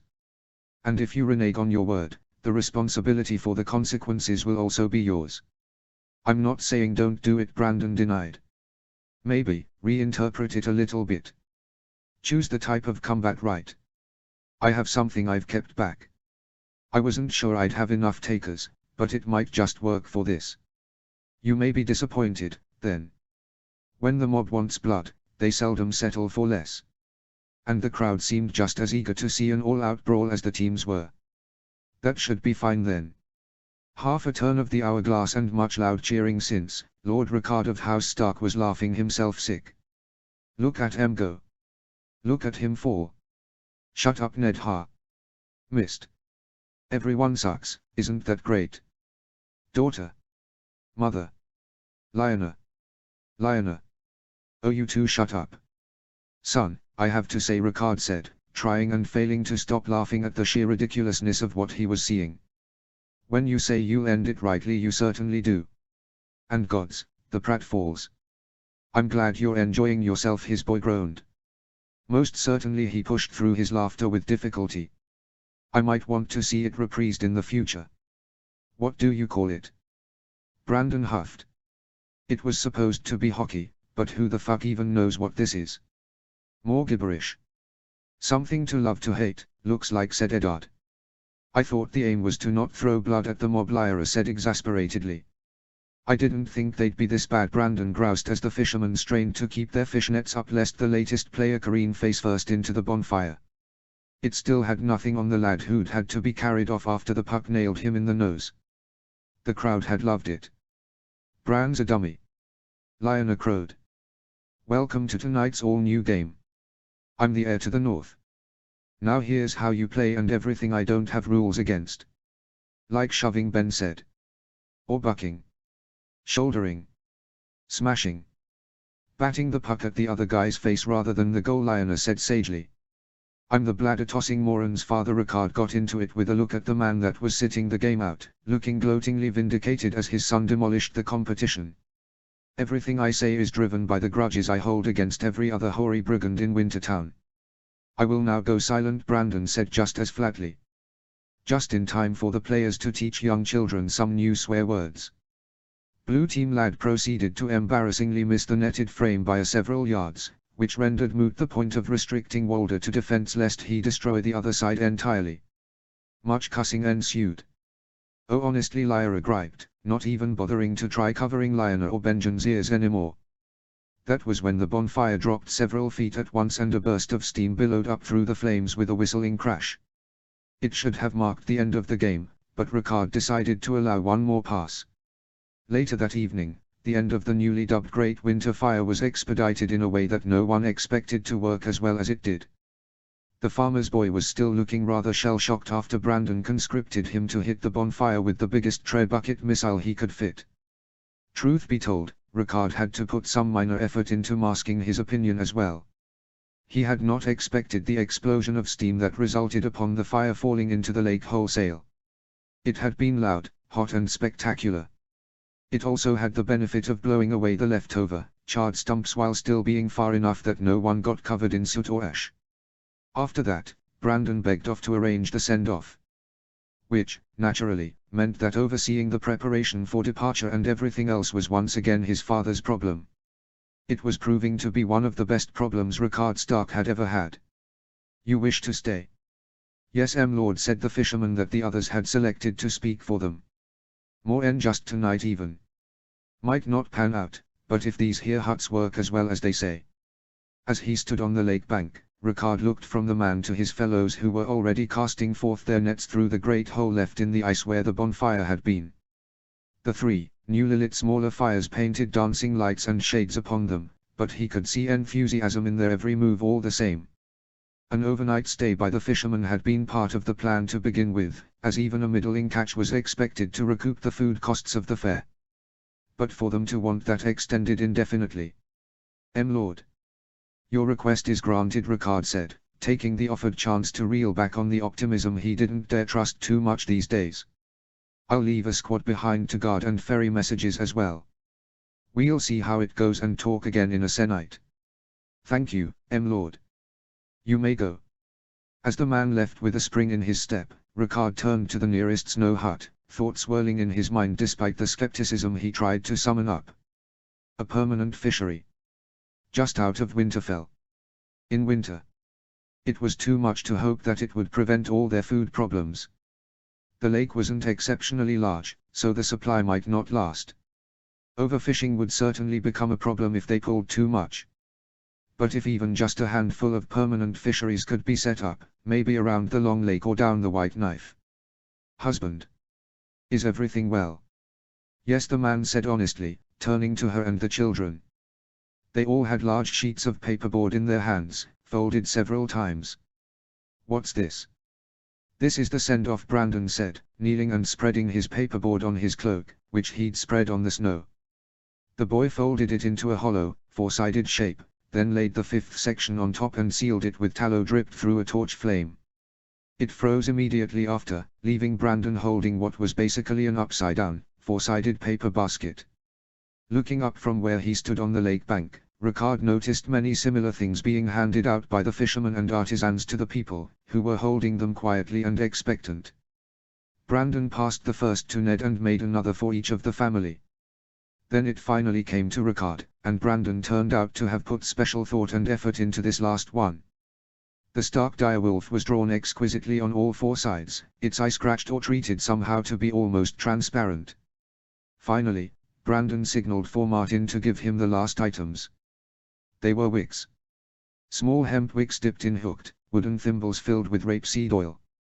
Brandon carefully lit them from Martin's torch and used crossed sticks to mount them underneath the open bottoms of the paper creels. The light filled them inside like lanterns.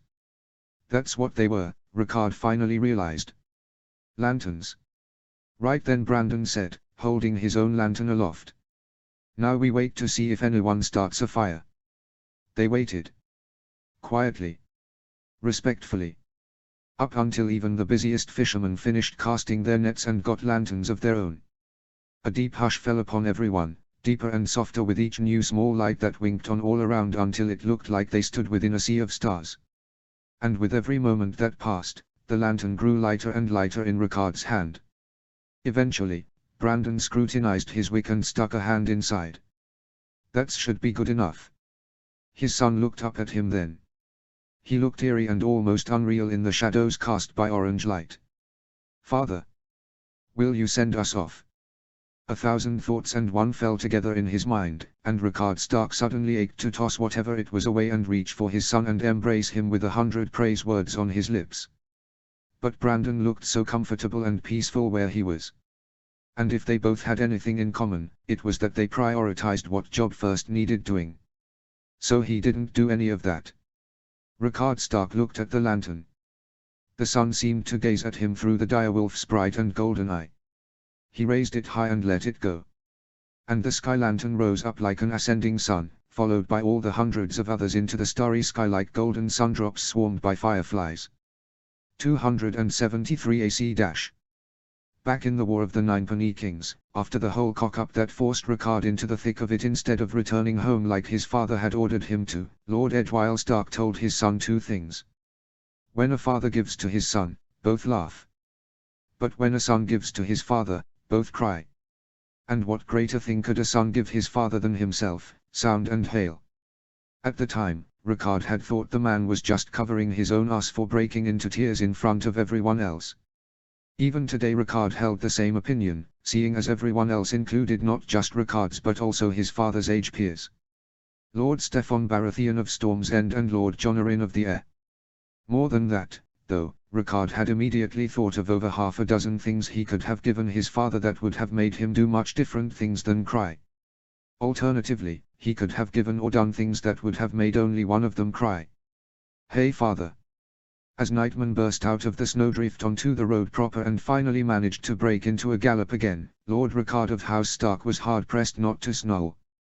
He'd been on the knife's edge of the absolute best moment of his entire life, only for it to be cut short by that blowhorn blowing, smart-mouthed little brat. Father, over here. One moment Ricard was wrapping an arm around his wife and reaching to do the same to his precious heir who'd done and given so much. The next he was grabbing at nothing. Because at some point in his mesmerized lantern watching, his son had taken advantage of everyone's distraction to ditch him and his warden. Don't blame Castle, it really wasn't his fault this time. Some part of Ricard Stark wondered at the strong grip Brandon had somehow established on him, to make him react like this. Make him bark parting orders, all but sprint to his mount and take off in furious pursuit while leaving everyone else gaping behind. The rest of him coiled like a spring, leaned forward in his saddle and drove his mount to the fastest speed she'd ever reached in an effort to catch up to his son and give him a piece of his mind. I bet I can get back to Winterfell before you can. Higher. HYA. The horse reared and shot forward as if launched by a scorpion. The cold bit sharply at his face. His cloak whipped in the wind. Small folk big and small yelped and got out of the way as fast as they could. But it wasn't fast enough, so he did snarl, swerved to the side and spurred his horse forward on the very edge of the path where people were fewer. Horseshoes clacked as they bit into the drift bank as much as they did the hard earth and glazed frost. He still only caught one last flash of his son's back as he bent forward on those footboards of his and disappeared across the hills.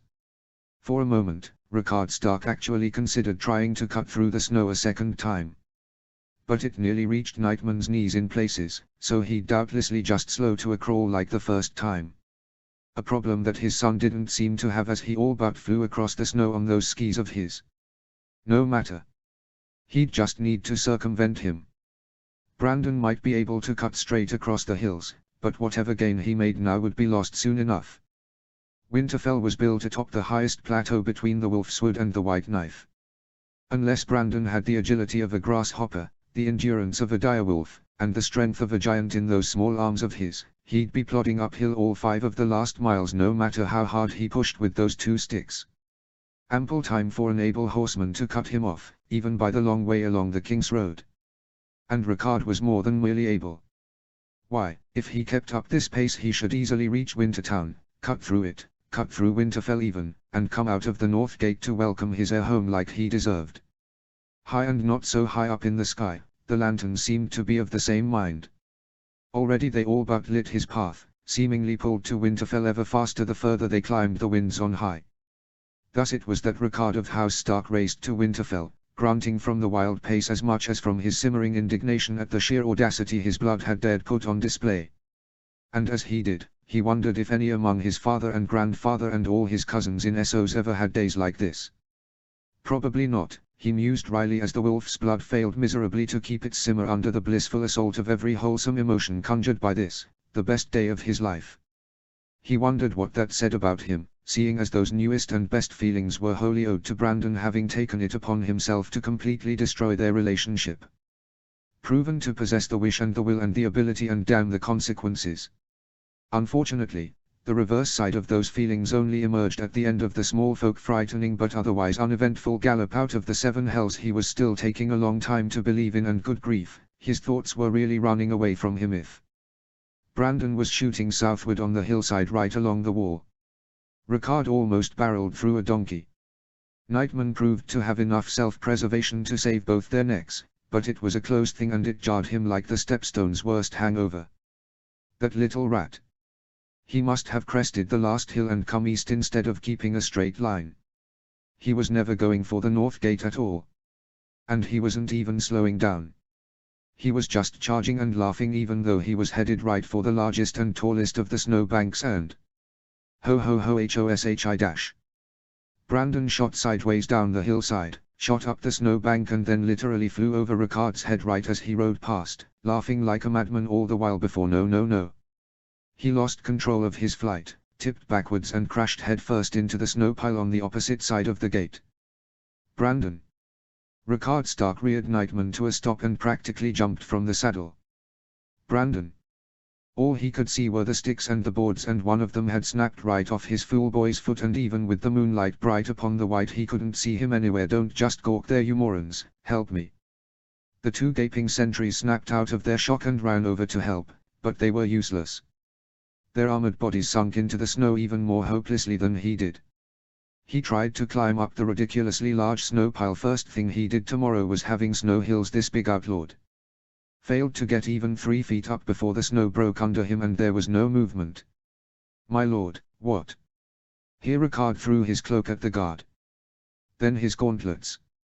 Then his bracers, and, help me out of this. Quickly, even his coat of plates before he kicked off his boots as well. Be ready to pull us out. Then he ran at and up the snow hill.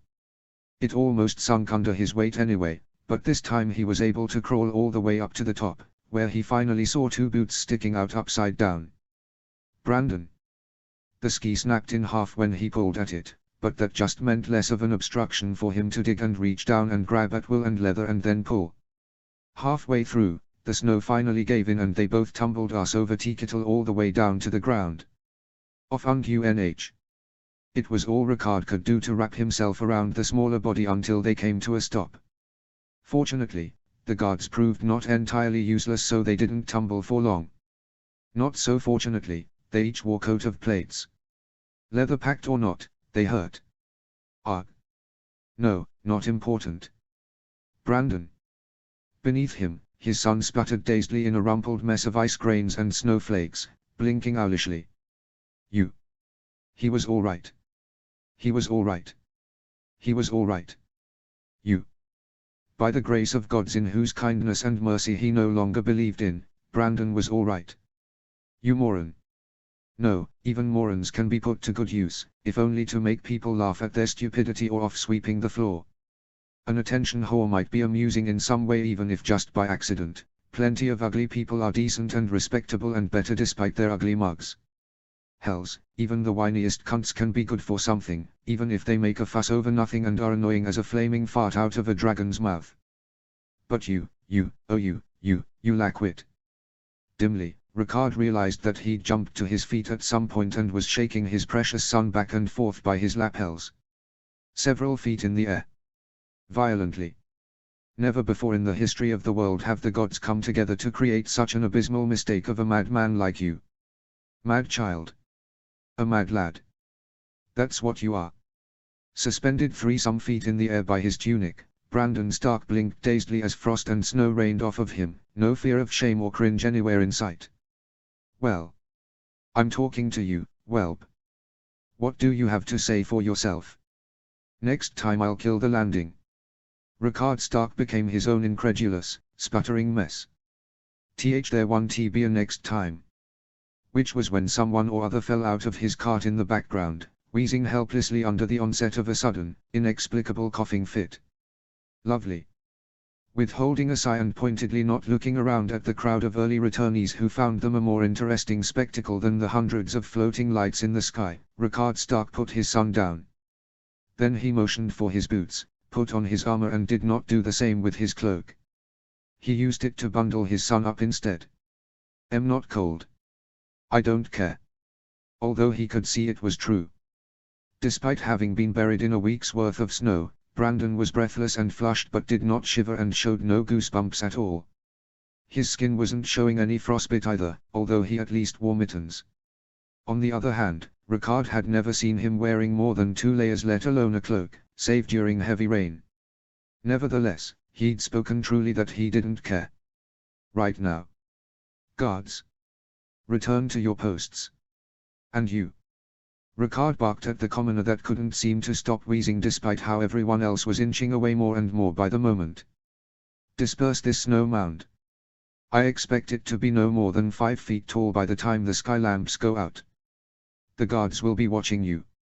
"Yes, Lord," the man said as he climbed to his feet and panted heavily in an attempt to mask his coughing with fatigue. "Badly. Of course, Lord. Right away."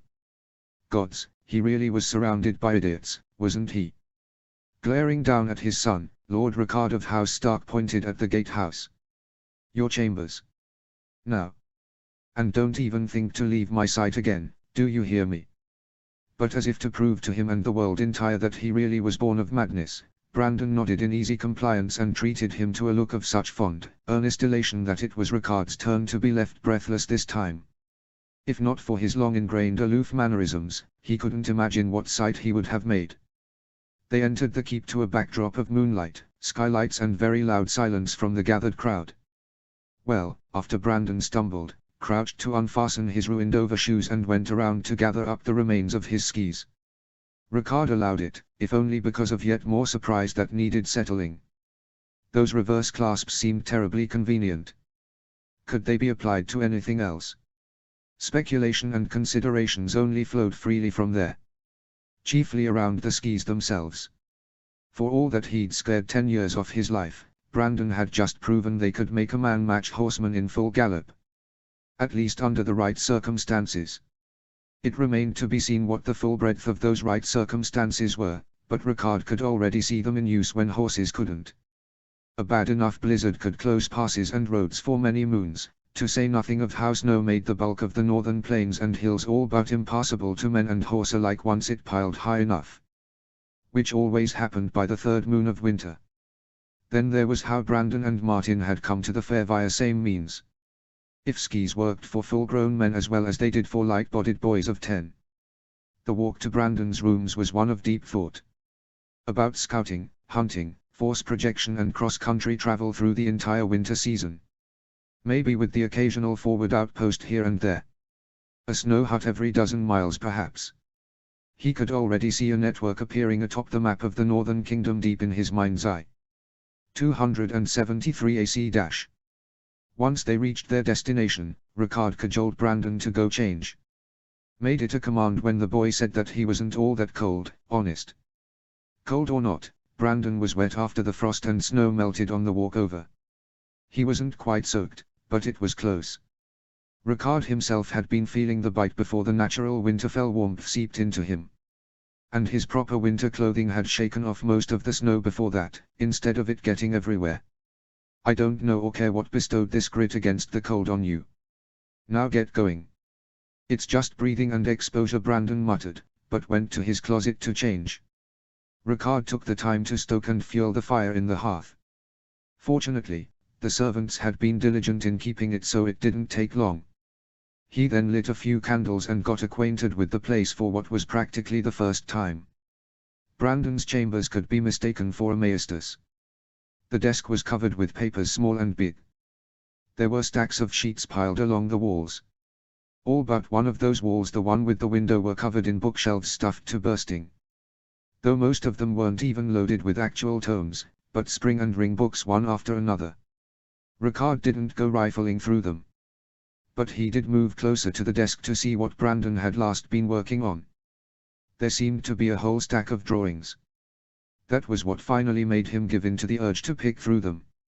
Once he brought them close to the candlelight, the quality surprised him. It wasn't exceptional, but it was still fairly good. The variety surprised him more. Portraits, landscapes, tools, geometry, even shapeless forms with no seeming purpose. Then there was what appeared to be the newest project being worked on. It turned out to be a sketch of a barrel mounted sideways on a cart.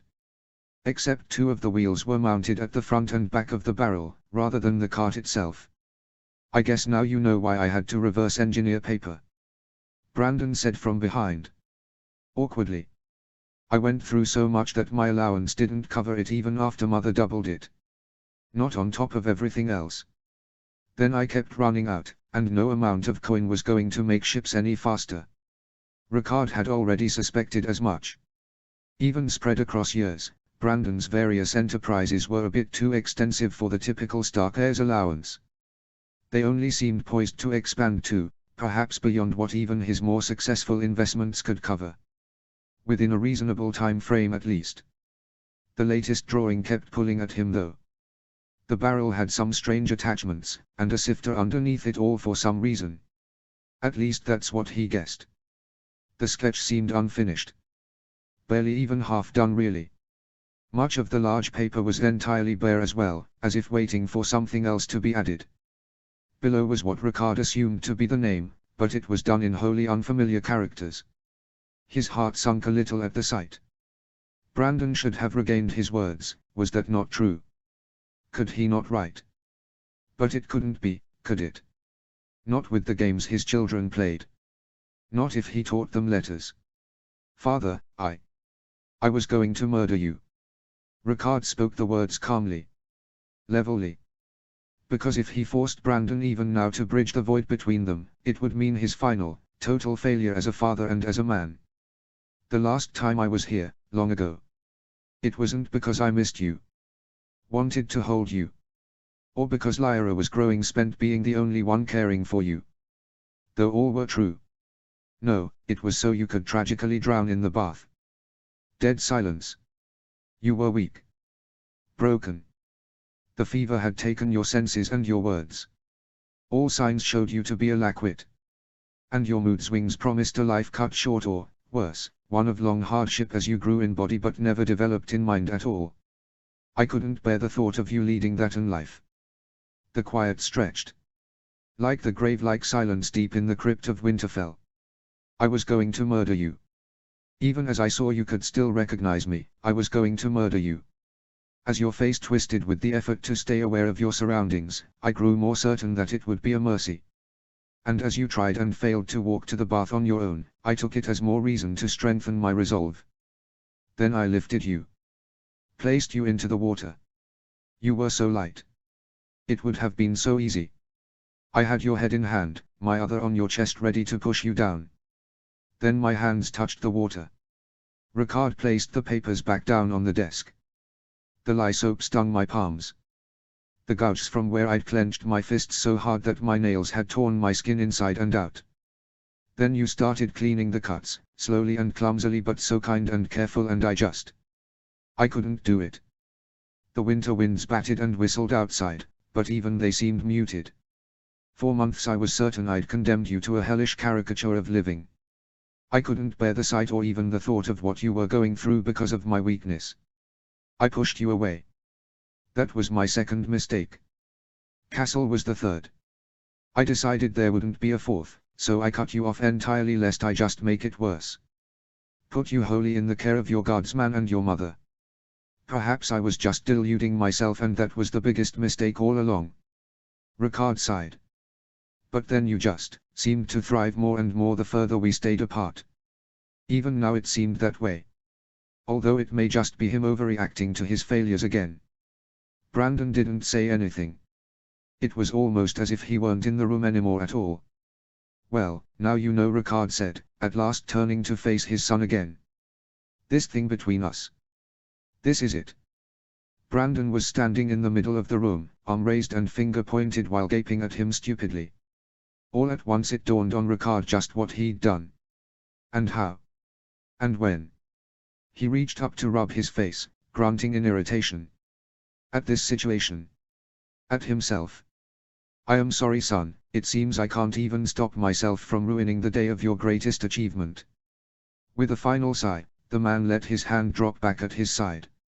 I shouldn't have done this today. His other hand made an aborted move towards his son, but it too fell back. He turned to leave instead. I'll let you rest.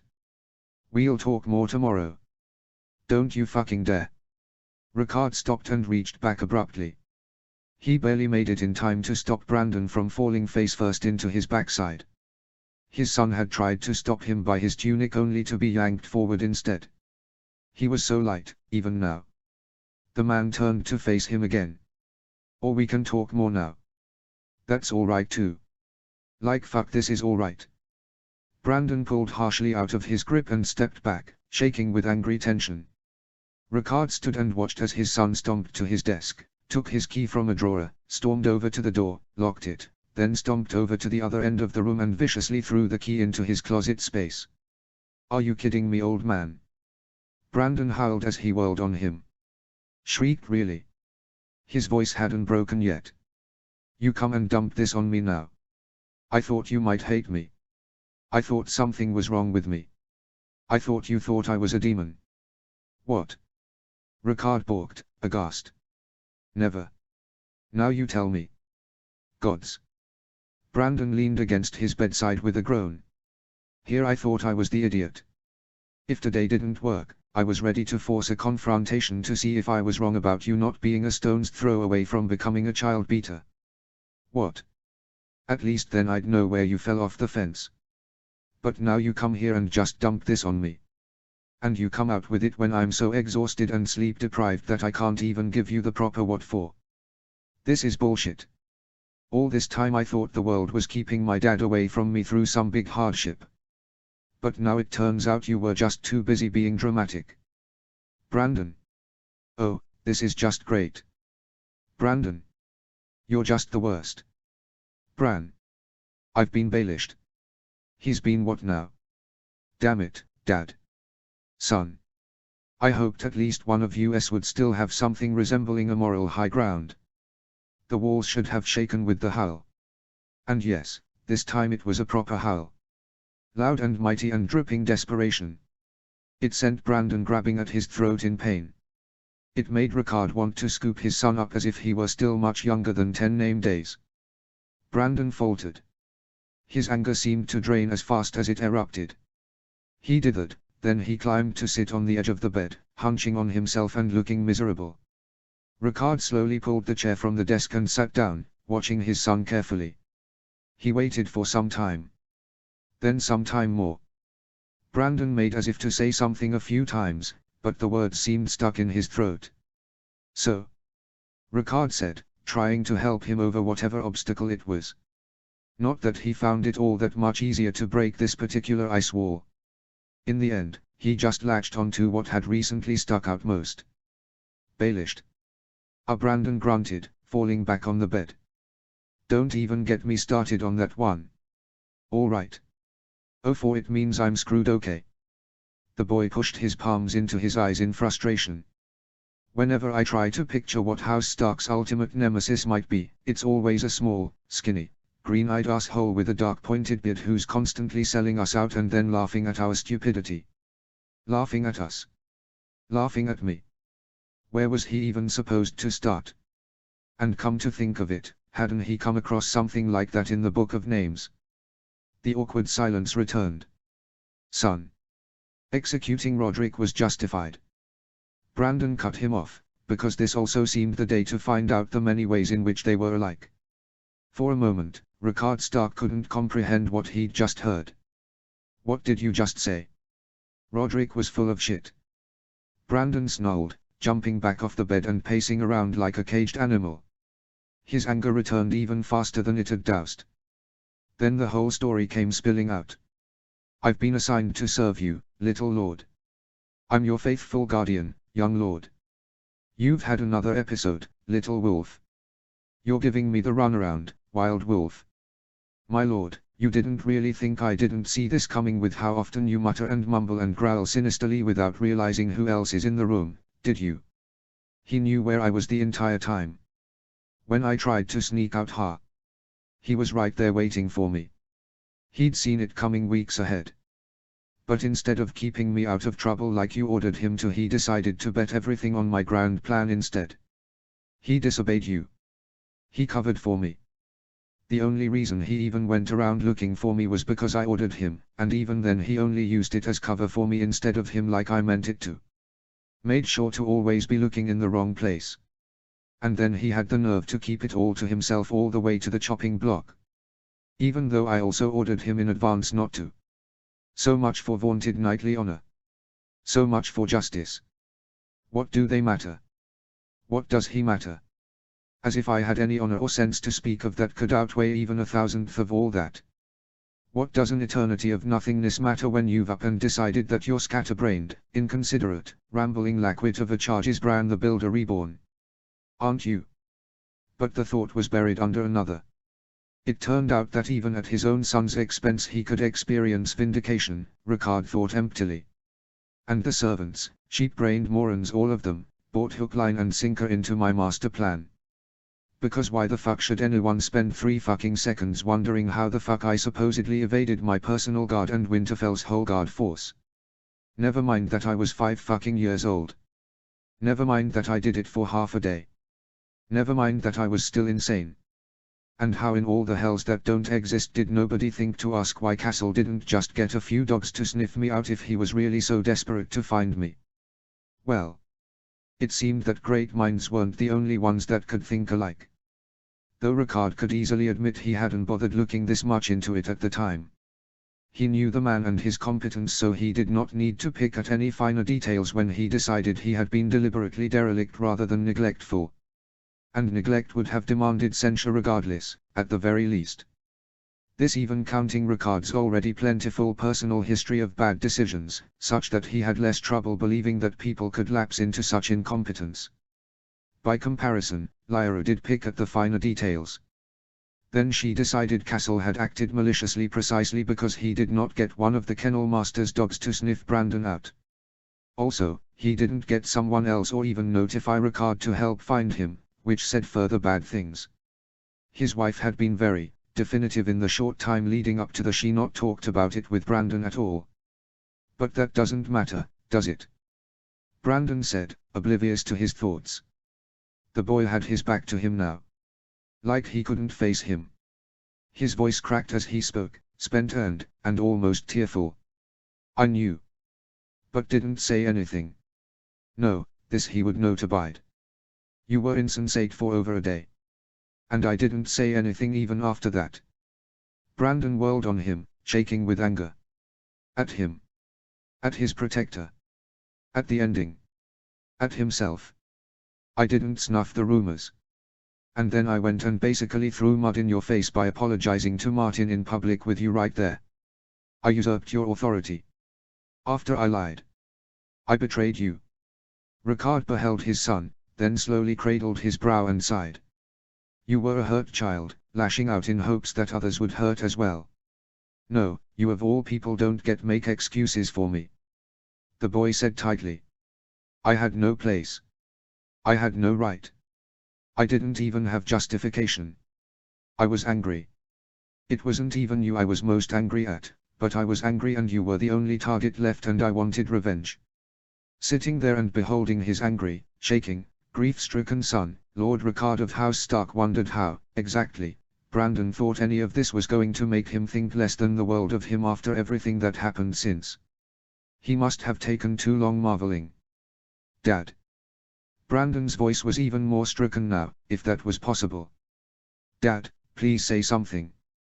Will you just lash out at me again like you did just now? The boy looked sincerely ashamed. I don't know, he said miserably. He struggled with something, unable or unwilling to say whatever it I don't know what I am. Strong and brave and too precocious by half, Ricard wanted to say. Blameless, he wanted to say. You don't get the same blame. You're a child. Who expects good judgment from a child? But he doubted that absolution was what Brandon was looking for. A dark part of Ricard wondered if it was bravery or if the brainstorm just broke something in him, but he promptly beat it down. He also decided not to poke the latest wound revealed. There was another that needed to be drained first. One he happened to share. Was it worth it? Brandon looked thrown. What? The gods would. The mushrooms. The heart tree. Even now he could barely prevent his answer from seeping into his tone. But for Brandon, he would manage it. Whatever you went there for. Did it do what it was supposed to? Yes, no, I don't know. The boy trembled in place before starting to pace restlessly again. I was depressed, soul weary.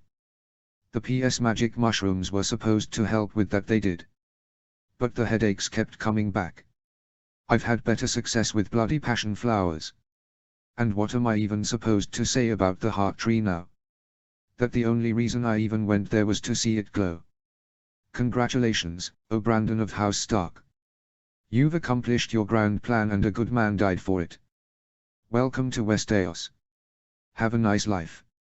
O son, Ricard said sadly, finally unable to hold back this one, all-important question. What did the gods do to you? Shockingly, Brandon snorted. The gods didn't do shit. It's my fault for being a lunk.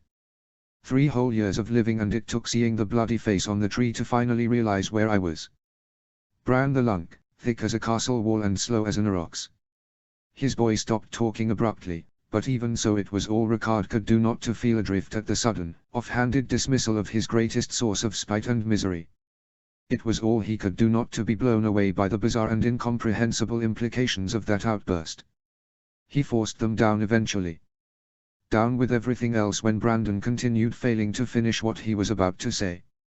Son. Ricard stood from the seat and stepped closer, reaching out tentatively.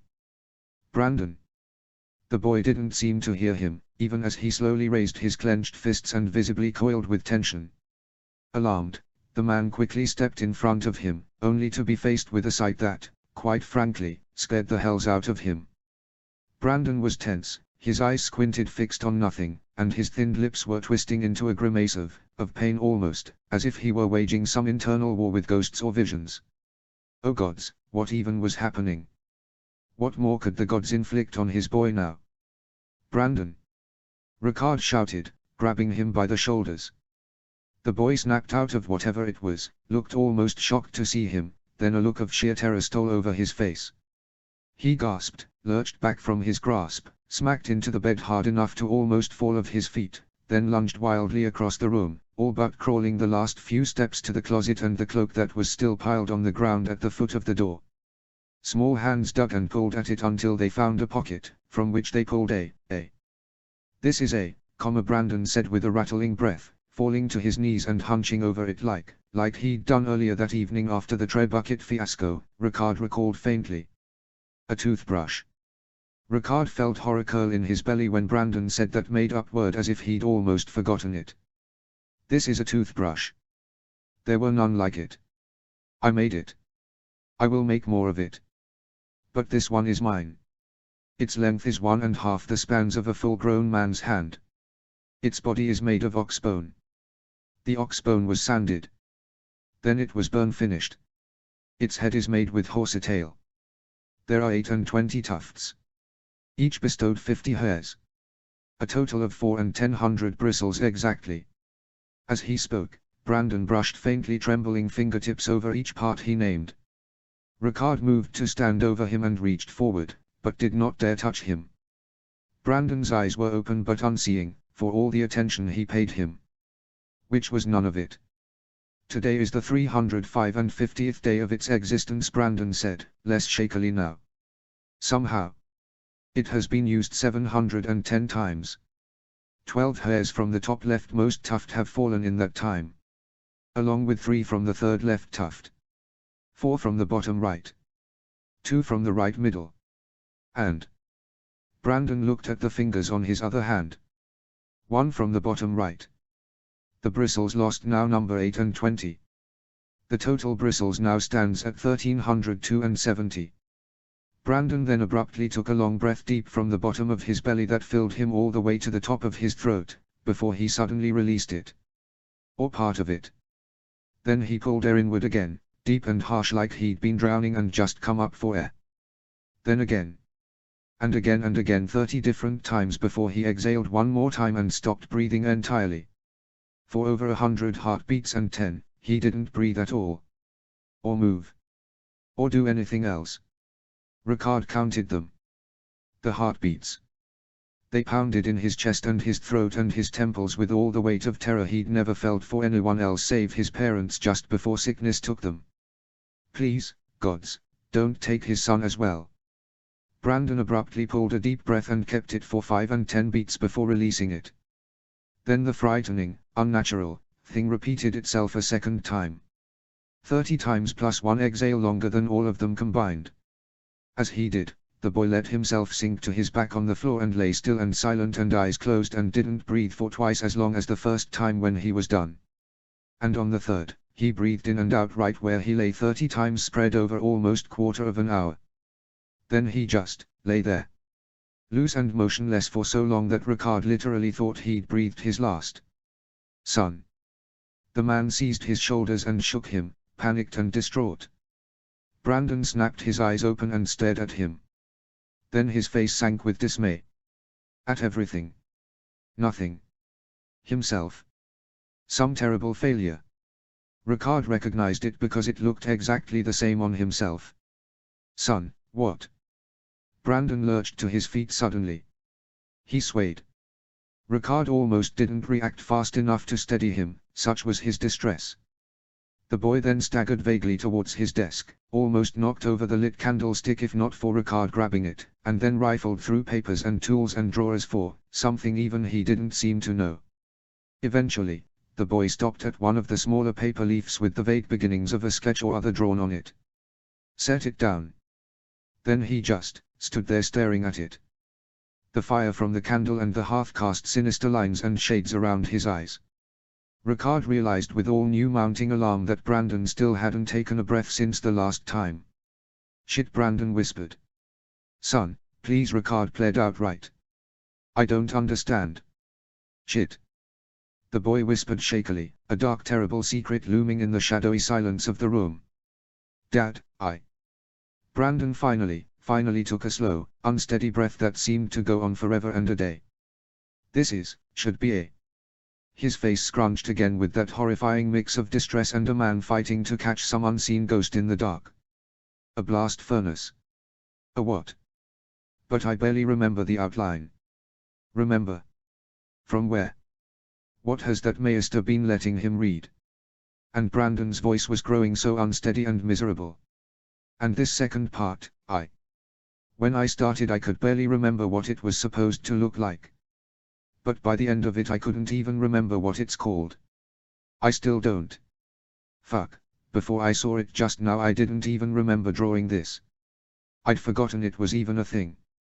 Good gods, had his son just told him he was losing sense like an old dotard? No, it couldn't be true. Brandon, what are you saying? I'm regressing. The words rung like a heavy funeral dirge. The deep, brass bell of a dark, terrible truth spoken aloud for the first time. Dad, look. Brandon turned pleading eyes on him. As if he'd done something wrong. As if he'd done anything wrong. I know I'm not making sense but I can fix this. I know how. I know I can. What do you need? The boy looked as if he'd just been blown out to sea in a thunderstorm. Brandon Ricard laid his hands on his son's shoulders and gazed with all the intensity of a man who'd just been promised an end to every last one of his hardships at once. Tell me what you need. WH. Just like that. Yes. The boy gaped just as stupidly as the first time, but twice as astounded. And also the ugliest bit infuriated. You. After all this time. No tangents, son. Ricard barked before the boy could lapse into another episode of whatever it was that was eating at his wits even now. Whatever this is, it's hurting you. Stop thinking about it. Please, just stop. Just tell me what you need. Just like that? Brandon said in disbelief. You're just going to believe me? He hadn't even said what he was supposed to believe. Son, you've just set half a dozen new traditions, you're teaching sense to Lionel and you can make thing fly. I firmly believe you can do anything. Brandon looked at him with eyes suddenly glassy, as if Ricard didn't even know how to that is just bullshit. Brandon railed at, he didn't even know anymore. Neither of them seemed to. I'm a dumbass. Demented at 10 name-a-days, completely certifiable, my judgment isn't worth shit. Why you expect me to think you'll just buy whatever I'm peddling before I even say it? You. Brandon's voice cracked worse than all the other times combined and his eyes welled with tears. Of pain and anger and grief and frustration. Fuck you, Dad, you bastard. Oh Brandon. Brandon choked back a sob and glared at him with moist eyes. Some bitter, foul, cursing reply was on the tip of his tongue, he could see it clear as day. He braced himself to receive it. It would be the least you couldn't have done this years ago. Oh you fool-begotten boy. Ricard fell to his knees and pulled him close. Embraced him. Enveloped his son in his arms like he well should have done years ago. He thought Brandon would lash out at him. Struggle against him. Spit and curse and claw and gods only knew what else. But he didn't. His son just collapsed and sagged into him completely, breaking into the most painful, most wretched, most frightened, bitter tears Ricard had ever witnessed in his entire life. The man held his son even tighter, one hand pulling his head against his heart and the other arm secure around the rest of him. The boy grabbed at his tunic. Gripped it tight. Ricard rested his chin on top of his head then. Breathed his son's scent in. His son's hair was strong, abundant and dark like his, but smooth as silk and smelling of apple cider. Even at his most woeful, his son gave out that same, fastidious industriousness that had the whole fair muttering and whispering by the end, about Brandon the Bright in whom were wonder-making wolf kings born again. Foolish notions spawned by dreams of even more foolish peasants, but if it was Brandon, he'd allow them. After all, when it came to his boy, Ricard could finally admit he wasn't much different from them. Ricard Stark held his son until he cried himself out. Then he stayed where he was and just held him some more. The candles all burned low. The fire in the hearth blazed and crackled and ate itself up until it too was almost gone. Like so much time. So much time gone like ash and dust in the wind. When Brandon had spent every last of his sobs, sniffs and whimpers, Ricard climbed to his feet with him still in his arms and walked to the bed. Set him down. Carefully. As tenderly as he could. Wait here. He headed for the closet, paused midway and turned back around. I'm not leaving. Then he retrieved the key and went to open the door. As he'd hoped, Martin was on the other side, standing guard. Ricard ignored the man's failed attempt to hide his concern and other emotions and called for some food, fresh nightwear for himself and more wood for the fire. Conveniently, the man already had the latter ready. Ricard allowed him to bring it in. He also accepted the tray of food Castle also conveniently had at the ready before sending him on his way. Ricard used the time to Castle's return to see to his son's feeding, though in truth Brandon didn't put up any resistance. Once Ricard was assured he could feed himself, he watched him from the corner of his eye while he stoked the dying embers in the hearth. For all that he'd cried himself nearly sick to the stomach, the boy ate every last bite and didn't leave out even one drop of the warm milk besides. Wiped the plate clean with some bread core even. The man made a mental note to inquire as to whether Brandon was eating enough. He didn't seem underfed but he should also have hit his growth spurt by now. When Castle came back with his change of clothes, Ricard somehow still expected Brandon to make a fuss once he realized what he was planning. He really was a fool, Ricard thought, upon seeing the light come back inside his son. But then, why would Brandon care that he had every right to resent him and raise every last bother? He was a little boy who wanted his father. Ricard went in and out of the closet to change. Then he went around putting out the candles and climbed into bed next to Brandon, who'd scooted back and was watching uncertainly. He laid on his side facing the lad, one arm out over the pillows while he held the covers up with the other. Brandon slowly but unhesitatingly accepted the invitation, crawling into the warmth and resting his temple in the crook of Ricard's elbow. The man settled the covers over the both of them and laid his hand on the side of his son's face, stroking it gently chin to temple. "Tell me what you need, my son.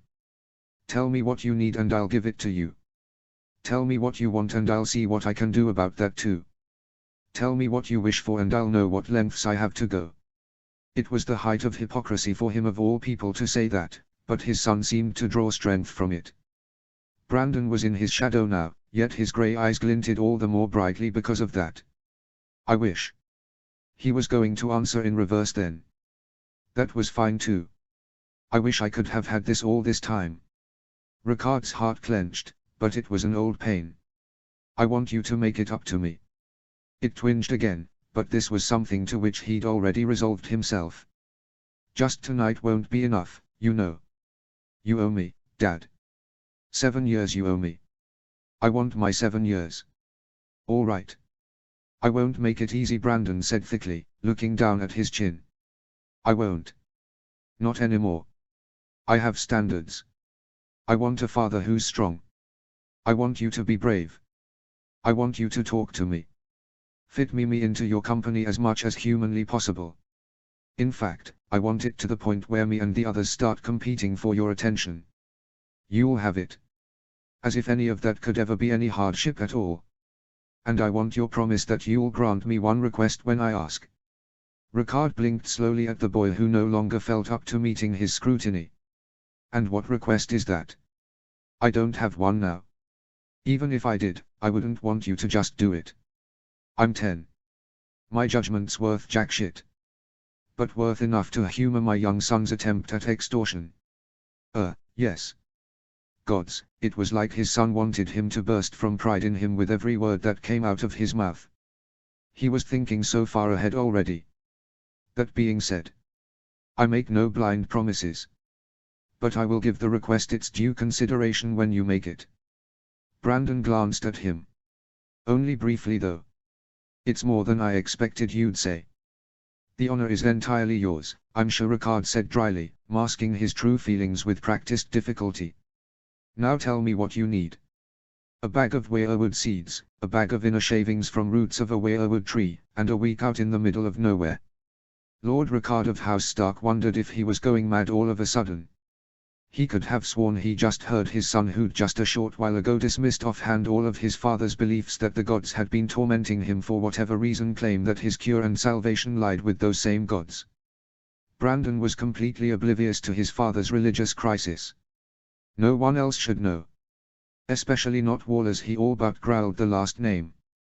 "I don't trust him. I couldn't even tell you why." Ricard Stark stared at his strange, preposterous, incredible, exasperating son. "I really do sound crazy, don't I?" Brandon said miserably. "Why shouldn't it take a bit of blasphemy? That's it." Ricard stared at Brandon, who blinked up at him, all taken aback at his incredulity. "No weird mushrooms. No special books. Potions. Some year-long research at the Citadel. You don't need me to send someone buying exotic goods from the Summer Isles or looking for obscure lore in Ash-High. Anything. The Rose would probably do it too if he asked them, when the goal was something like this, even if it wasn't exactly part of the big one." "No." Brandon was looking at him funnily. "Maybe another sack of passion flower seeds. I've been running out." "What even are those? You said they help with headaches. Doesn't the maester have something for that?" "I don't trust him," Brandon muttered sullenly. "Again. He's shady. And they're no good anyway. They make me feel tired all the time, or make my head feel like it's stuffed with wool. At least passion flower lets me see things, even if mushrooms are better." "All right," Ricard sighed eventually, pulling Brandon closer and tucking him under his chin. "All right. We'll see what we can do. Tomorrow." Tomorrow. They both quieted, and Ricard felt like there was finally peace, real peace, between them two. "Dad." And his son called him Dad, the more on edge he was. He tucked him closer. "Yes, son. I'm here. There's something else." "Yes. That warehouse. The one with the mold, you know the one." "Yes. In case this doesn't work." "It will." "No, Dad, listen, Brandon outright pled, shaky and fearful. This is important. That mold, the spores, it's been contaminated, but it's the one. It killed all the others, it has to be. We need it. A lot of it. And an alchemist, even if I fix myself I might not remember how to process it, but we have to.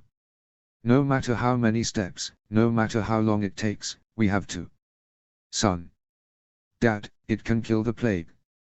Brandon hissed and brought a hand to his forehead, but for all the pain on his face he looked victorious in that one moment. It can kill almost any sickness. Then he sagged and closed his eyes, sad and wistful. It would have saved Grandma and Grandpa. Ricard Stark's mind went blank. He didn't know for how long. The fire crackled in the heart to their back. The window-pane glinted in the firelight. Light danced and scattered amidst shadows along the wall. Still his thoughts remained jumbled. Rudderless. Completely. Dad. We'll start tomorrow, Ricard finally said, savagely crushing every last inkling and feeling that claim had conjured up. Tomorrow. All right. The boy said uncertainly, realizing perhaps some of what his words may have done. But for all that, he still reached up. Tentatively. Curled his small, uncall-used fingers in his father's beard like he used to, so long ago before life had turned crooked and terrible. Is this all right? It is, son. Ricard said, finally wrapping his son in a full embrace. He curled his fingers through Brandon's hair. It's all right now. Whatever isn't I'll make all right. And if I can't, we'll learn and plot and write and fight until it is. It sounds like a dream, Brandon said drowsily. I don't know shit about riding though. Ricard's heart skipped a beat. Or bows. Or swords. Or anything like that really. So there's that. Ricard blinked incredulously. Excuse you. You're not going to disown me, are you? Brandon. He forced his son to face him because, this was my son. Subpar in any of the lordly disciplines. My son. Impossible. Who's been teaching you? No one. Ricard wasn't sure what he'd just heard. Excuse me. I told Mother I didn't want to learn any of it. She's never been able to deny me anything. Son, what? Ricard Stark felt a thick lump of dismay lodge in his throat. Why would you ever do such a thing? Because I want to learn that from you. It was all the man could do not to crush the boy in his arms, such was the strength of the reaction he had to contain. It felt like madness, sadness and happiness all in one. Like grief knocking on the door seeking to drag them back. He really should have expected this, bitter and sweet and as much dreadful as peaceful outcome. His father had once told him it's easier to build strong children than to repair broken men. But he never said how hard it would be to repair broken children. He'd never taught him how to deal with the guilt and shame from being the broken man either. Let alone the sort that needed his own broken child to come fix him before he could finally do his damn job and fix him when he needed to. Ricard Stark stayed awake long after his son fell asleep. Holding him. Watching him. Listening to him breathe. Pondering idly the many ways in which he and his son were the same. Like how Brandon was every bit as dramatic as he claimed he was. Why else would he fret over the smallest things and misread the big ones? The mold would be simple enough. It could just grow in a cellar instead of the surface where everything froze so solidly. Brandon probably hadn't found anyone willing to indulge him. Cellars were few and private. No one had room to spare in their only means of keeping perishables and thawing food once winter came around. Plague and mold absurdities aside, none of his other so-called challenges were all that complicated either. Time out in the wilderness. Easy to set up even before he provided so many new potential solutions for getting around. Passion flower. The Ruswells had a daughter enamored with them. They probably had a cartload of seeds to spare. He'd send a raven in the morning. As for the so-called blasphemy issue, that was actually the easiest. Come morning or the day after, they'll just rope Benjen into leading them on a treasure hunt. Shouldn't be hard to make him think it was all his idea. If the digging just happened to chop off some roots and no one realized their true nature until the very end, well, that couldn't be helped. All that dirt, you see. and the shade is always so deep under unbroken canopies. The gods surely wouldn't mind if it meant a child's smile, and Benjen was ever so charming without even trying. Of course it may strain belief after the third time it happens, but blasphemy. Ha! Even if the gods or small folk muttered, let them. It was the gods that did this, they may as well suffer the consequences. Maybe even Brandon, broken as he was, understood enough to know who was to blame for what he'd been reduced to. Even if he denied it before both gods and men. The light of man soared through the sky outside deep through the night. It felt like an omen. Chapter 3, Pay for Divided Loyalties is Utter Shit. 273 AC-. Most days, Martin Castle understood well enough why his brother laid everything down for the young lord. On some of them, he even figured he caught a glimpse of whatever it was that made Roderick do that when the boy was just 5 days old. It was never enough to relieve his misgivings. Much as he hated to think about it, his brother had vastly overstepped his authority and been derelict in his sworn duty. Still, it was what it was, and the fair had just taken a spot at the utmost top of the knight's regard. But then there were times when his charge went and did something so out of nowhere that the knight was hard-pressed not to dream about a simpler life where their family had never been ennobled at all. Martin's known about Roderick all along. Brandon Stark blurted on seeing him, when he and Lord Stark finally emerged from his chambers the morning after. I told him before I would let Mother take him on. I thought it would change his mind about wanting to take up where Roderick left off, but, well. Shit, I can't believe I forgot about that. I even told him I'd tell you, but I forgot. For 5 years. Fuck. Rickard Stark came to a dead stop and looked between them both with visible disbelief. Then he pointed the way he came. Inside. Both of you. Now. They went. Once in Lord Brandon's rooms, Rickard Stark glared at them both. This is not acceptable. This is my fault, the young lord groaned, his face sunk into both hands dramatically. I'm sorry, father, I'm an idiot. Lord Rickard Stark pinched his nose bridge with all the stress of a man suffering every last opposite problem that came with fatherhood. Son. 5 days you was an idiot. You are not. Dropping his hand, the lord then glared at Martin outright. But you. I don't know what you are. Completely disinterested in doing right by the brother whose wishes you claim to be holding up. Did you never even once follow up on my son's guarantees? Or are you such a fool that it never occurred to you that perhaps wisdom would dictate not indulging the judgment of a stripling not even half grown? To say nothing of the tragedy of errors that had resulted from it already. Lord Stark's countenance turned frighteningly cold then. Or perhaps you kept silent out of spite in a bid to pretend you still had grounds for your misgivings against me. Have I been entrusting my son's safety to a man with divided loyalties all this time? Mr. Lord. Martin Castle took a knee, drew his sword and offered it up by the blade. I swear to you my vows are true. My loyalty has ever been to House Stark and the young lord. But not me. You are House Stark, now and until your death. Martin didn't know how long he knelt there, feeling like a sword's edge was pressing down the back of his neck. The worst part was that he wasn't sure what all had led to this, exactly. At first he'd assumed the discussion had happened without the lords deeming him worth following up with.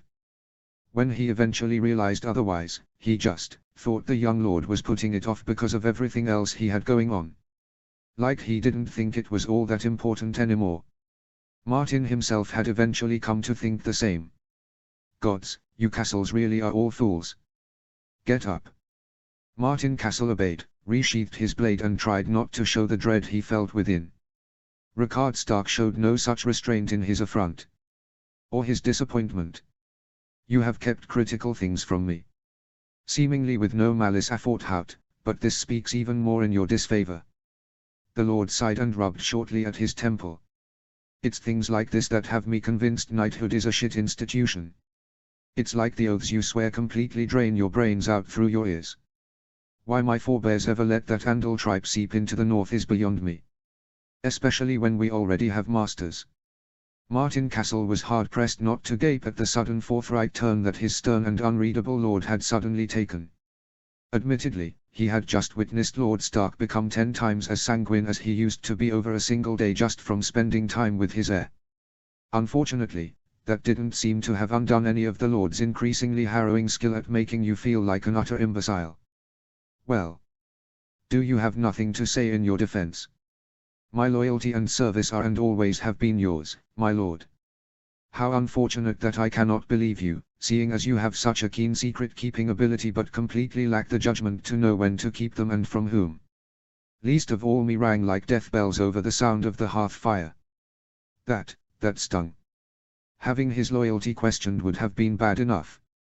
To be told he was not untrustworthy but just too incompetent to uphold his oaths made to a worthy lord. I haven't the time nor patience to resolve this matter at this moment.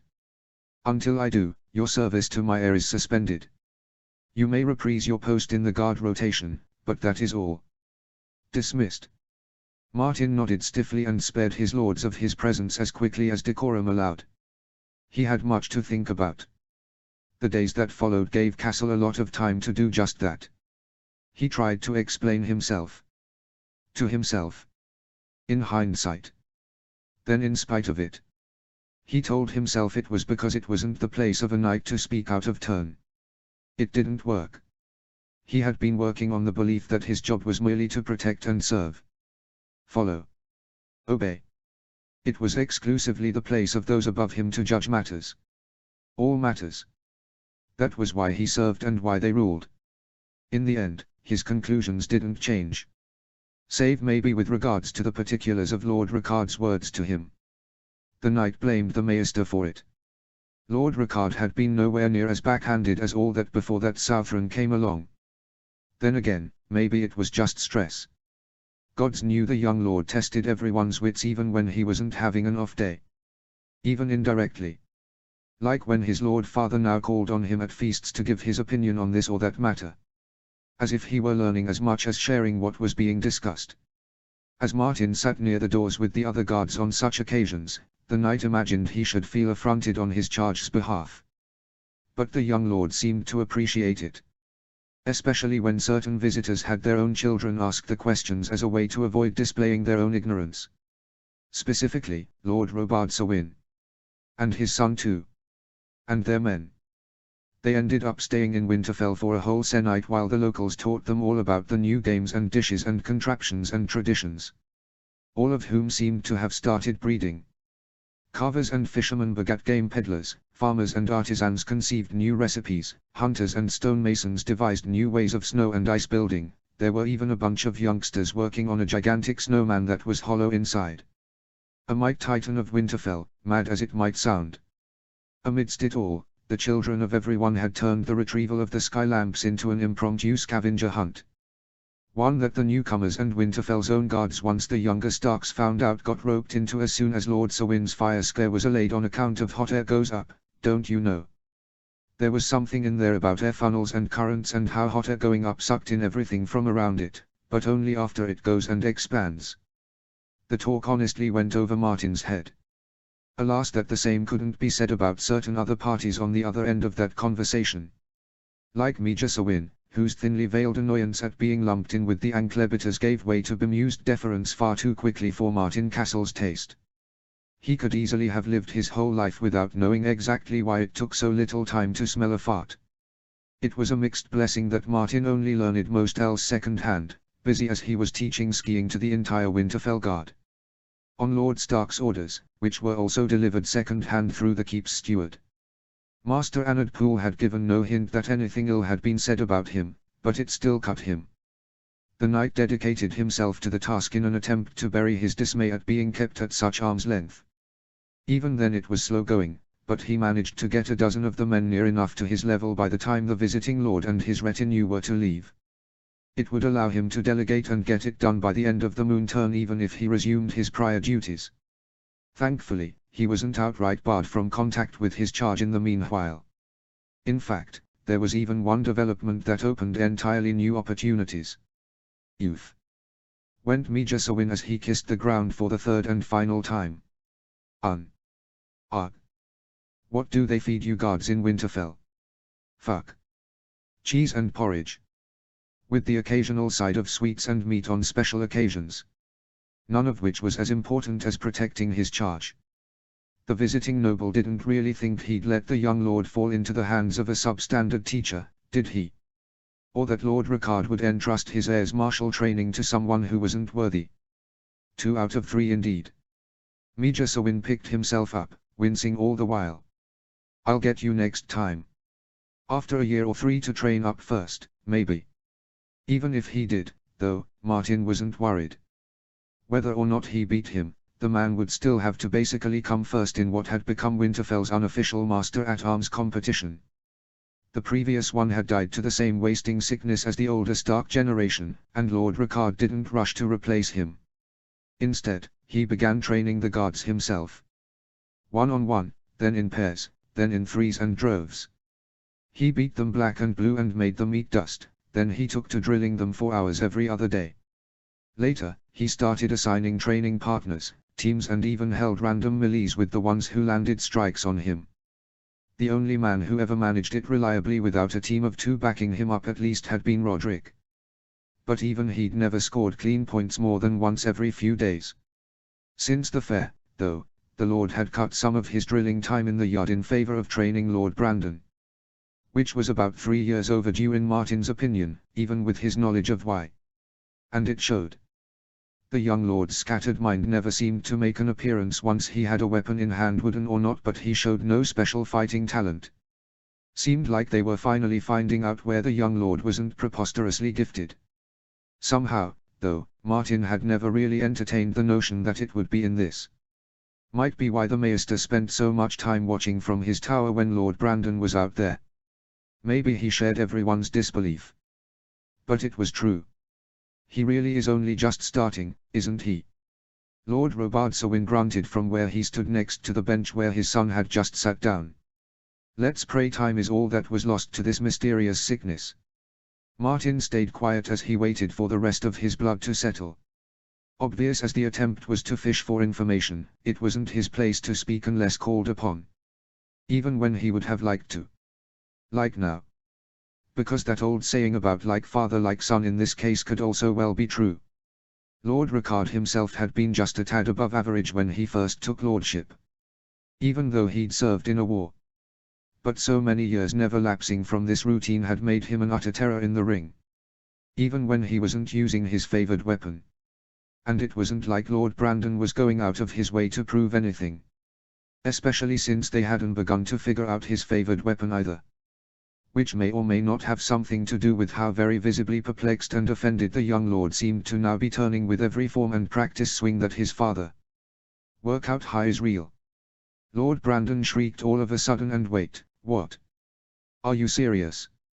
A lifetime and a half, and this is the first time I get one. This is a crock of dog shit. Needless to say, the Lords Sawin were taken aback. So was everyone else. Even Lord Ricard, going by how high his eyebrows climbed. Do you have something you wish to say, my son? The Lord of Winterfell's voice had seldom been so flat. Oh, I heave reams of curse words lining up. Lord Brandon spat disgustedly, getting back in the beginner stance. But they're not worthy of you, so they can suck it. Bailished by my own damned brain, I swear. One more. And how is this worthy of me? Or you for that matter? One set is the least of what you still have in you. No, Lord Brandon said. 1 more hour. And however long even afterwards. I want to see how long this lasts. Now Martin was as surprised as everyone else. And when the young lord managed to power through 3 times as long as he did at that age, Martin could admit to being taken aback as well. The general astonishment of everyone else may or may not have had something to do with 2 of the actual decent fighters losing spars to young Walder of all people.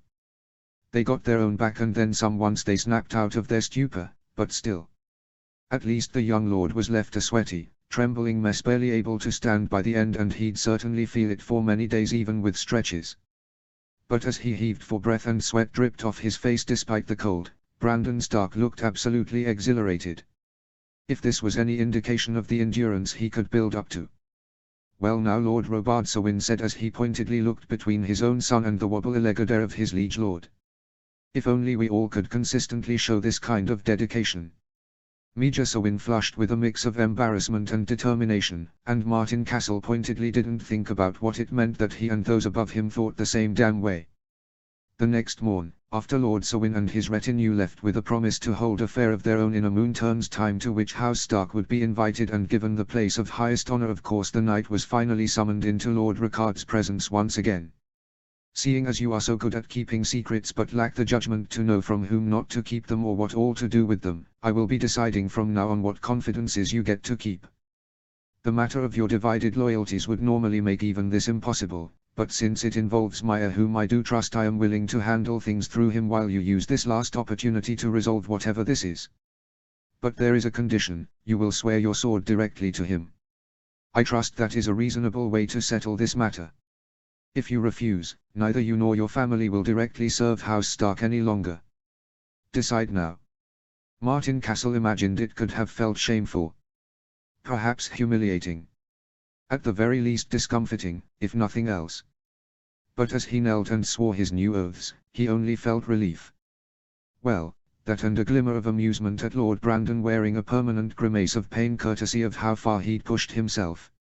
Said amusement vanished like the wind not a day later, however, upon a message from Lord Stark that he escort Lord Brandon to the Heart Tree after the midday meal.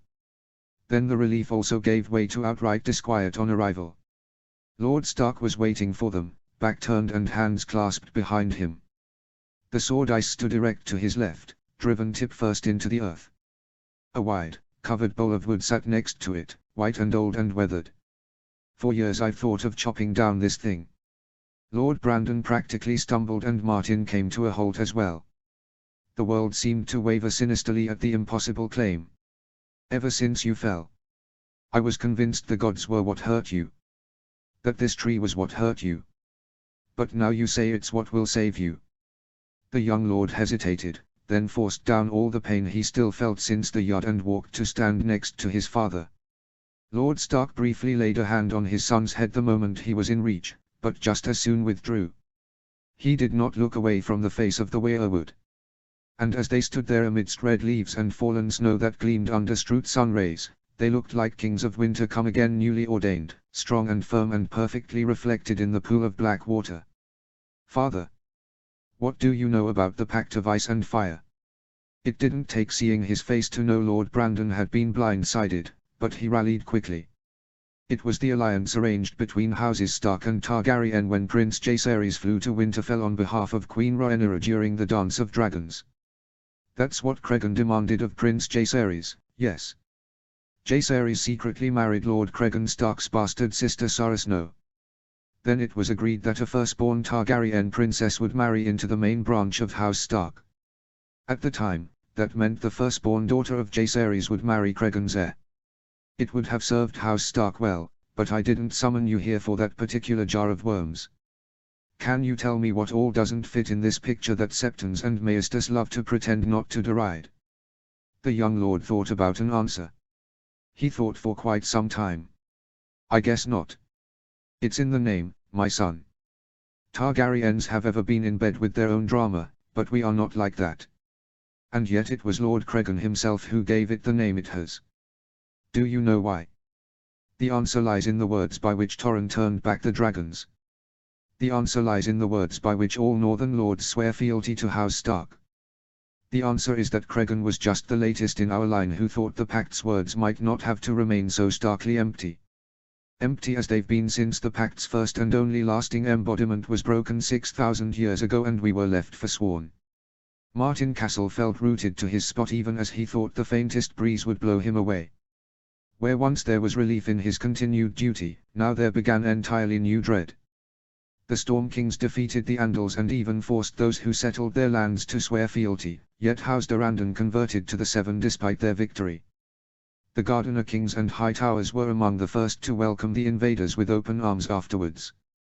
And yet no great misfortune or divine retribution descended on them despite what this would have meant under the Pact.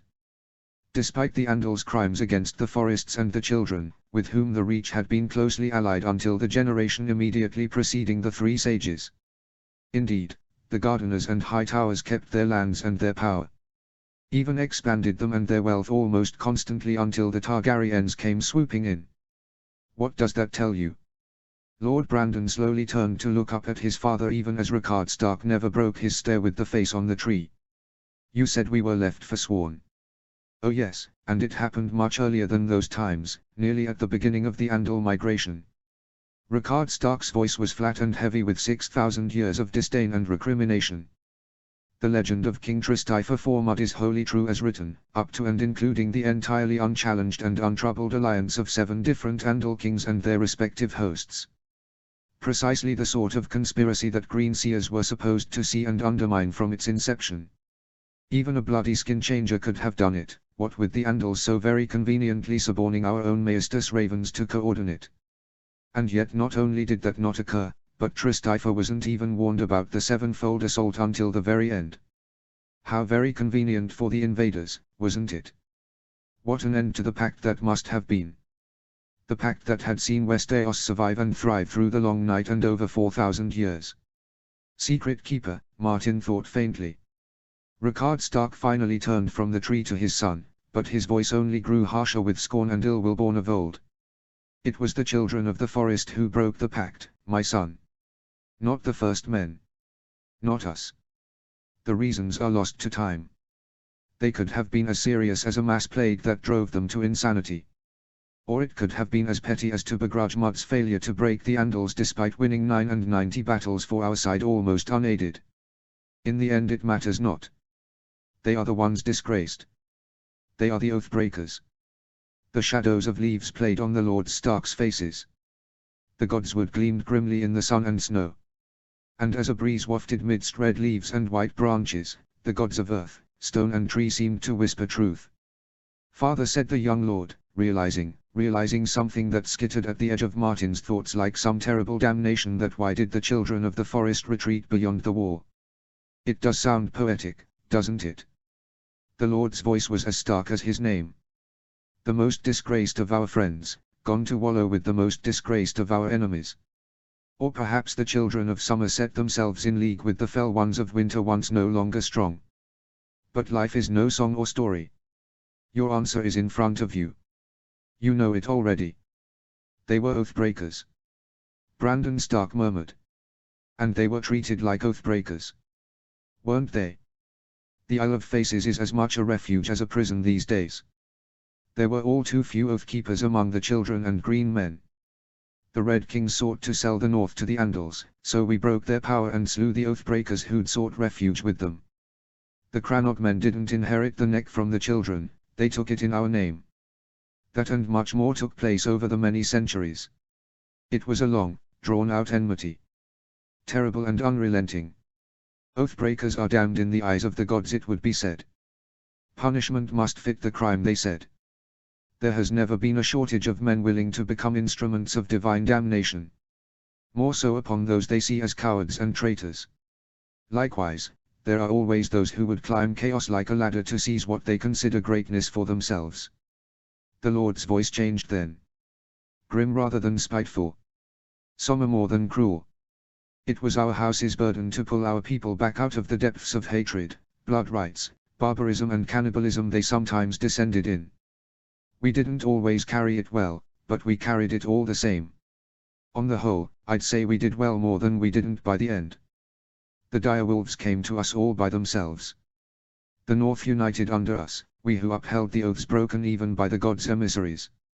And men both North and South built a world with no place for the children in it.